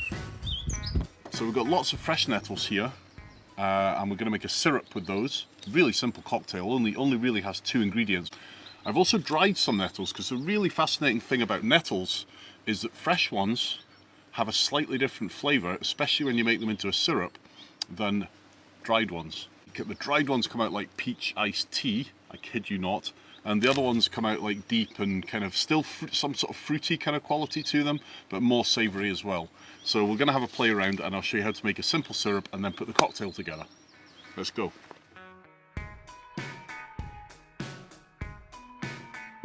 Syrups are the simplest thing in the world. You just need one part sugar. I just use kind of plain white sugar, caster sugar would do. I use an organic kind of one, so it comes a bit brown, looks a bit brown. And the same quantity of water. That's called a simple syrup. No plants go in at this stage. And then that goes on your stove. And we're away. I'm glad of that. It might look quite sunny here, but it's actually about -2 today in Galloway. Just stir your syrup as it goes and just make sure all the sugar gets dissolved. As that's happening, you can start to throw in your nettles. I'm using the tops of the nettles. You don't have to worry too much about the slightly wiry stalks because this is a syrup you're making, so you're going to kind of filter all that out anyway. So if you were cooking and making a salad, you might want to nip off a little bit of that fibrous stalk. But yeah, these are just going to go in as they are. I'm fairly immune, so you might want to wear gloves. How many nettles? Well, if you want a really strong syrup, add loads. You know, loads of flavour. If you want to keep it lighter, just a few. Use your own judgment on that. And then just continue to heat that until all the sugar's dissolved and the nettles start to infuse their flavour into it. Lovely, lovely rich nettles. Nettles and sugar. Seems a bit wrong, doesn't it?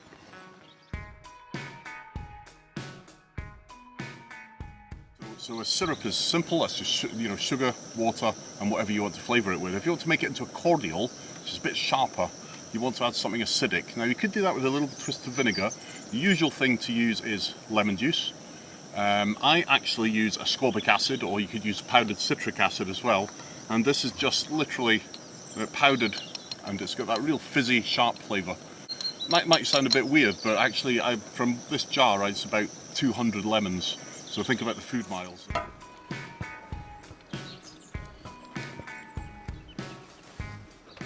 So while my nettles are infusing into that syrup, add the ascorbic acid. How much?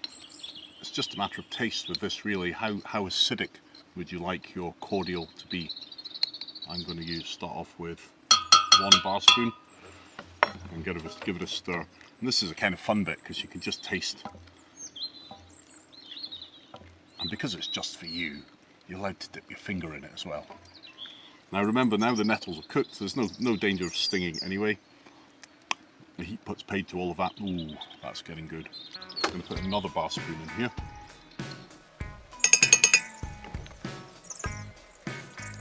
Okay, so our nettles are infused lots of their flavour into the syrup. We've added our ascorbic or citric acid, and we're ready to strain.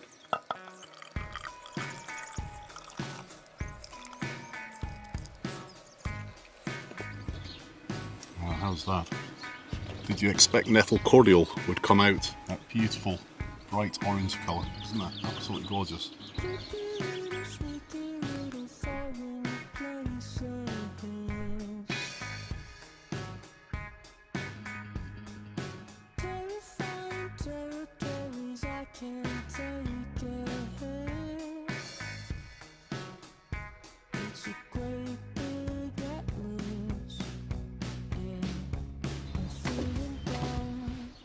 So there we are, that's our nettle cordial. Isn't that a beautiful colour? Quite surprising. I think it's a combination of things. I think nettles have this rusty colour in them. I think it possibly because they're so iron rich, but they do show a lot of purple at different times of year, especially if they're a little bit stressed. It's been very cold lately when I picked these, so they can be a bit purple. And I think that, and combined with the ascorbic acid, just kind of sets this beautiful colour. Isn't it absolutely stunning? The flavour's great too. So now we're going to make our gimlet. So we're just going to build that into the glass.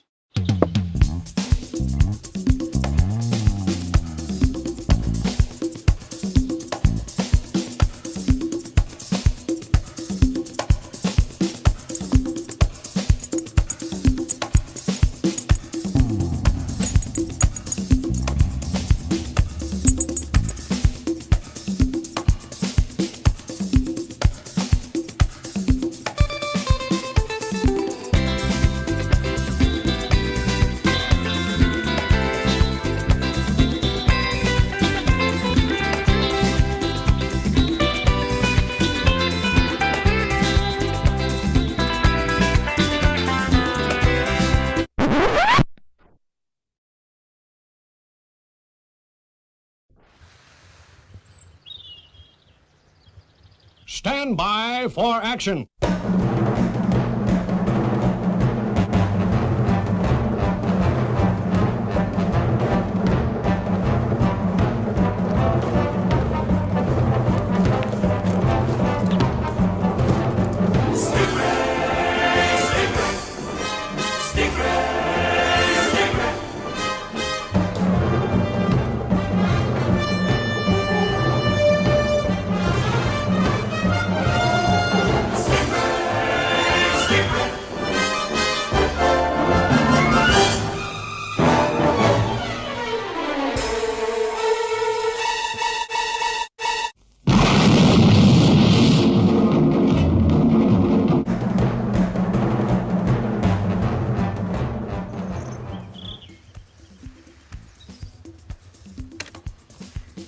Cheers.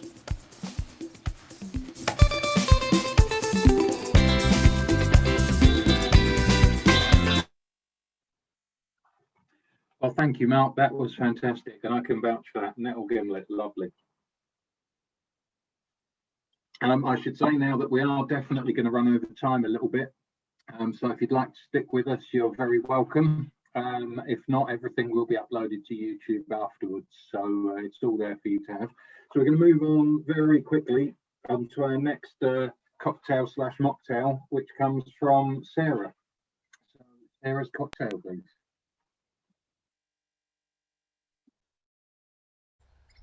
Hello, I'm Sarah of Wild Feast Foraging, and I'm in deepest East Sussex near Hastings on the south coast, and I'm currently standing next to a hedgerow. Let's talk nettles in drinks. Nettles have a herbaceous, grassy and earthy flavour, and did you know that several modern gins also use nettles as a flavouring? And it's used to flavour some liqueurs and ciders too. Amazing. You can make nettle tea and cordial, and even nettle wine and beer too, and they're delicious. It's like even the Anglo-Saxons used nettles to flavour their beer. It was one of their sacred herbs. So today I'm going to use nettle in a fab cocktail with gin and elderflower. It's my elderflower stinger sour. Nettle gives this drink a lovely deep herbal flavour. It goes really well with the gin. I've made this drink with kids too, but obviously without the gin, so you can make it as a mocktail, just add a bit more soda. So, now to pick my nettles. I'm wearing thick gardening gloves with rubber on them because nettles can sting through thin gloves. They can even sting through jeans. So you just want the top 4 to 6 leaves. These are the tastiest and the tenderest. Nettles are better growing in shade too. So for this drink, I only need a pinch. I don't need too many.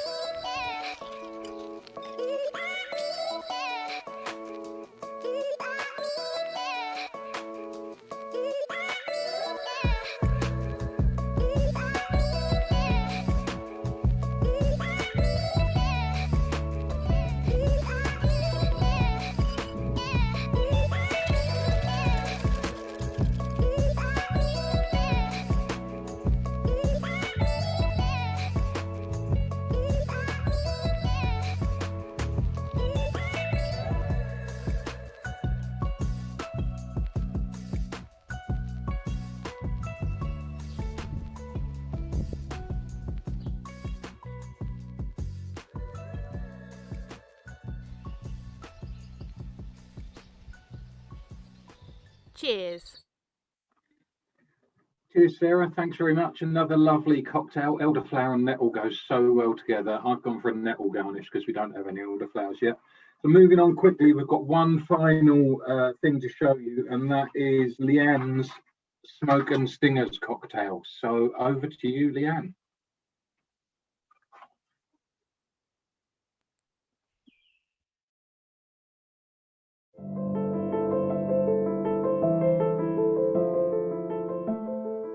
Hi, my name's Leanne and I'm from Wild Food Stories. I'm a foraging instructor up in Aberdeenshire, and I love using nettles in everything from savoury dishes, sweet dishes, and even in cocktails. So today I'm going to show you one of my favourite cocktails to make using nettle cordial. First I'm going to quickly show you how I made the cordial. So the first thing that I did was to collect my nettle shoots. You can see that I'm taking just the very top of the shoots, the top 2 to 3 levels of leaves. I'm using a glove because that's quite a lot of nettles to pick. And then these were washed and submerged into hot steaming sugar syrup. And then they're just left to infuse into that until the whole thing is cool. At that point, I strain it through a jelly bag. You can see that it's got a lovely greeny amber colour at this point. Once fully strained, that's reheated to a gentle simmer so that the citric acid can be diluted into it. You can also use lemon juice. And this acid brings out the gorgeous pink colour that you can see in the cordial here. Using acid such as citric acid or lemon juice is what makes this a cordial rather than a syrup. I used about 3 teaspoons of citric acid in this. And here's the final cordial and some nettles, which I'll talk about a bit later. For this cocktail recipe, I'm using one of my favourite peaty, smoky whiskies from Islay. It's from the Bruichladdich distillery. It's Port Charlotte and it's delicious. It's really smoky, but also quite caramelly and toffee-like at the same time. I'm using the nettle cordial, juice of half a lemon, and these are the nettles that I used in the cordial. Rather than throwing them away, I've strained them out, put them in the dehydrator overnight, and they are now a really lovely herbal, sugary, crumbly texture. So what I'm going to do with those is crumble them up in a pestle and mortar and use those as a rim on the glass. Okay, here we are. This should be quite an exciting addition to the cocktail. So what I want to do now is to put the rim on my glass. So I have a plate with some of the nettle syrup. You could use water as well. And I'm just gonna, don't know if you can see that, so I'll just move it back into the shot. Just gonna dip the glass into the nettle syrup and then into the nettle powder. Kind of going around and making sure that I get a reasonably good covering on it. There we go, I'm quite happy with that. A bit more there. A bit more on that corner there. There we go, it's never going to be quite perfect, but you're going for something fairly rustic anyway, so that should be good enough.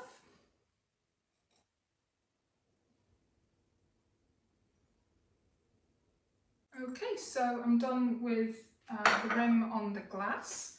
So next I am going to make the cocktail itself. So I've got a mixing jug here with some ice in it. I'm going to start with 50 ml of the Port Charlotte whiskey.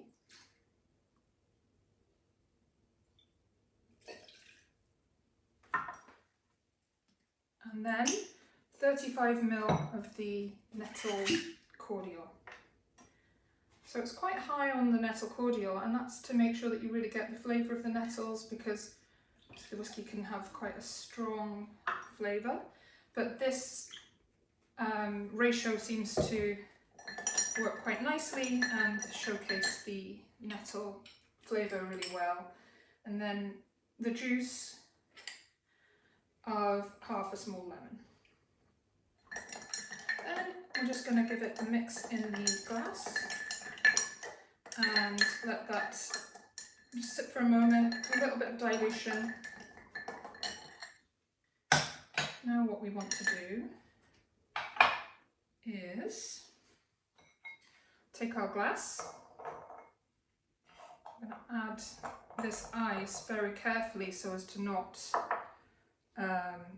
disturb our lovely nettle rim. It's a bit tricky, there we go. And then you can see that there's a sort of slight pink colour on the cocktail, which is lovely. Use a hawthorn strainer, really carefully, avoiding the rim obviously. Pour your cocktail into the glass.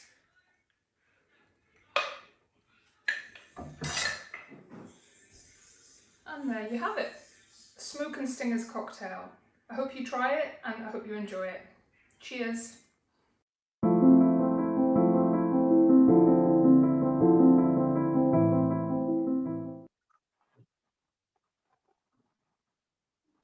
So thanks for that, Leanne. Smoke and Stingers, I can, yeah, Smoke and Stingers, I can vouch for the fact that's another lovely cocktail.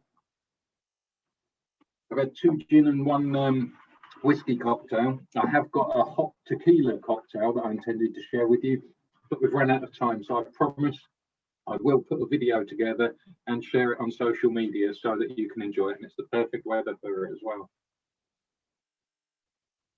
So moving on quickly, we have already run out of time, but I'd like to take a look at some of the questions and answers that we've got. Our team have very kindly been answering some of the questions as we go along, but I'll see if I can pick a few that remain unanswered. Anyone whose questions don't get answered, by the way, they will be answered, and we'll email the answers and put them on social media to make sure that you find out. So, is Sam still online? We've got a, how many times was the nettle pasta fed through the pasta maker, please?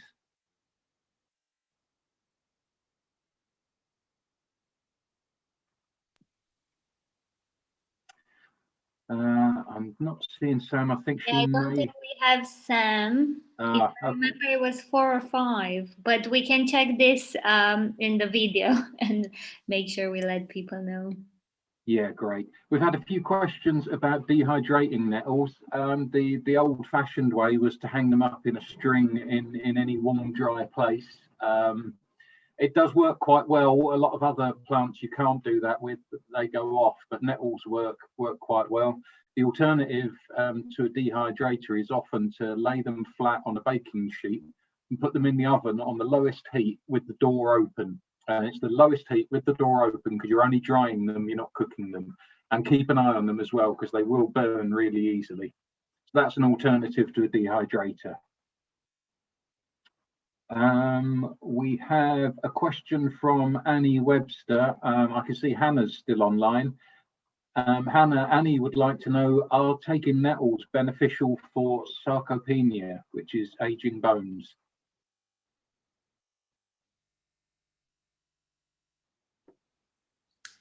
Potentially, yes. There aren't, as I said, there aren't many studies.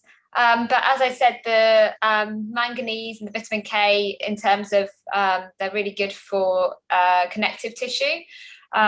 So whether they're beneficial for muscle building, you know, the protein content will obviously be beneficial with that, especially if you're taking the powder. But I can't really say, as there's not really any studies. But there's certainly no harm because of all the micronutrients and its ability to sort of combat oxidative stress, which can also contribute to muscle breakdown. That's great, thank you, Hannah. Maybe one other that you could catch. We've been asked, do they have much oxalic acid?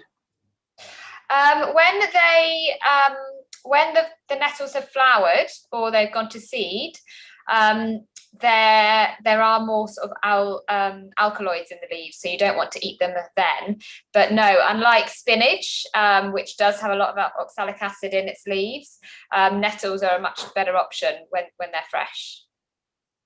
That's great, thanks, Hannah. And along those sort of lines as well, a lot of people have asked about when it's safe to eat, and whole, it's got to be eaten by February, or it's got to be after the flowers.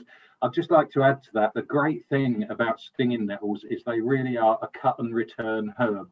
So it may have gone past the flowering stage, or it may be late in the year, and your nettles may look a bit old and tired. Just cut them back, and then when the fresh growth comes through, you've got fresh, lovely greens that you can pick all year round. It works all year round. It's such a fantastic, versatile herb. There was one other question actually about vitamin K that I picked up, and contraindications. So yeah, if you're on any blood clotting medication, normally you would be advised against vitamin K supplements. So I mean, I would say, you know, don't go overboard with having nettle powder every day, but I still think using them in cooking, it's going to be similar to having other leafy greens. So you just need to be cautious with how much you're having. Similarly, if you're on dialysis, and you should be restricting vitamin K and potassium, then that's something else to consider. Absolutely, thank you. So another question, there's been a few questions actually about using nettles to fertilize your garden. It's the simplest thing in the world. You can make a really strong nettle tea by boiling a load of nettles in water, but by far the easiest way is you just get a bucket, fill it most of the way with nettles, add some water, put a lid on it, and then leave it for up to a week. You'll know when it's ready because it will absolutely stink to high heaven. I promise you, you can't underestimate how much it smells. When it does, though, it makes a perfect liquid fertilizer. So you can put the solids on your compost heap and use the liquid to fertilize your garden. And it's really good stuff. Just a tip with that is to dilute the concentrated smelly nettle juice, because it'll be really strong. So I dilute it about 10 parts water to 1 part nettle juice, and it should last you the growing season. But yeah, it's great. As Gavin said, it's super easy, and yeah, that's a really good point. If you get the concentrate on the leaves of the plants that you're fertilizing, it can cause them to burn and die back. So yeah, dilute it and make sure you water the ground, not the plant. Let's see, have we got anything else that we can answer quickly here? I think there was one about if you have nettle tea, whether it maintains its nutritional properties.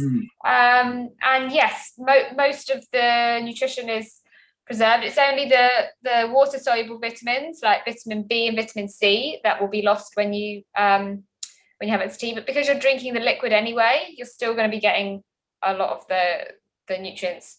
But certainly things like the mineral benefits and the polyphenols and the phytochemicals, you'll still be getting a lot of those benefits through having tea, because you're drinking the liquid where anything will have gone into anyway.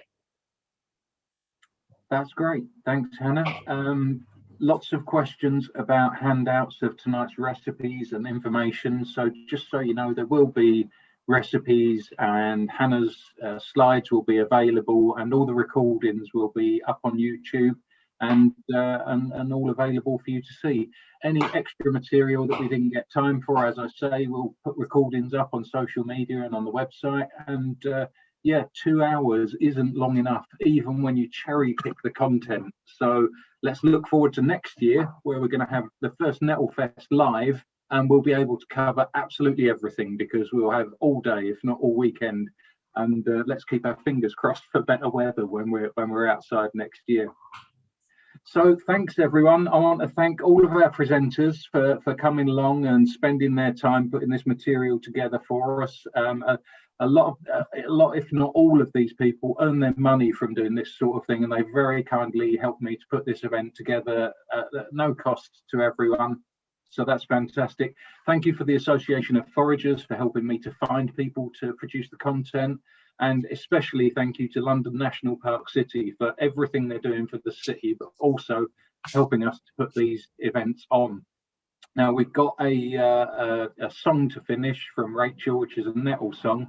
So I'm going to hand over to Ed to finish off. So thanks everyone, and hopefully see you soon. we go. Tips in spring, the top 4 leaves when catkins come say no. It's food I want, not toxins, thanks. Nettles to make me glow. Nettles to make me grow and glow.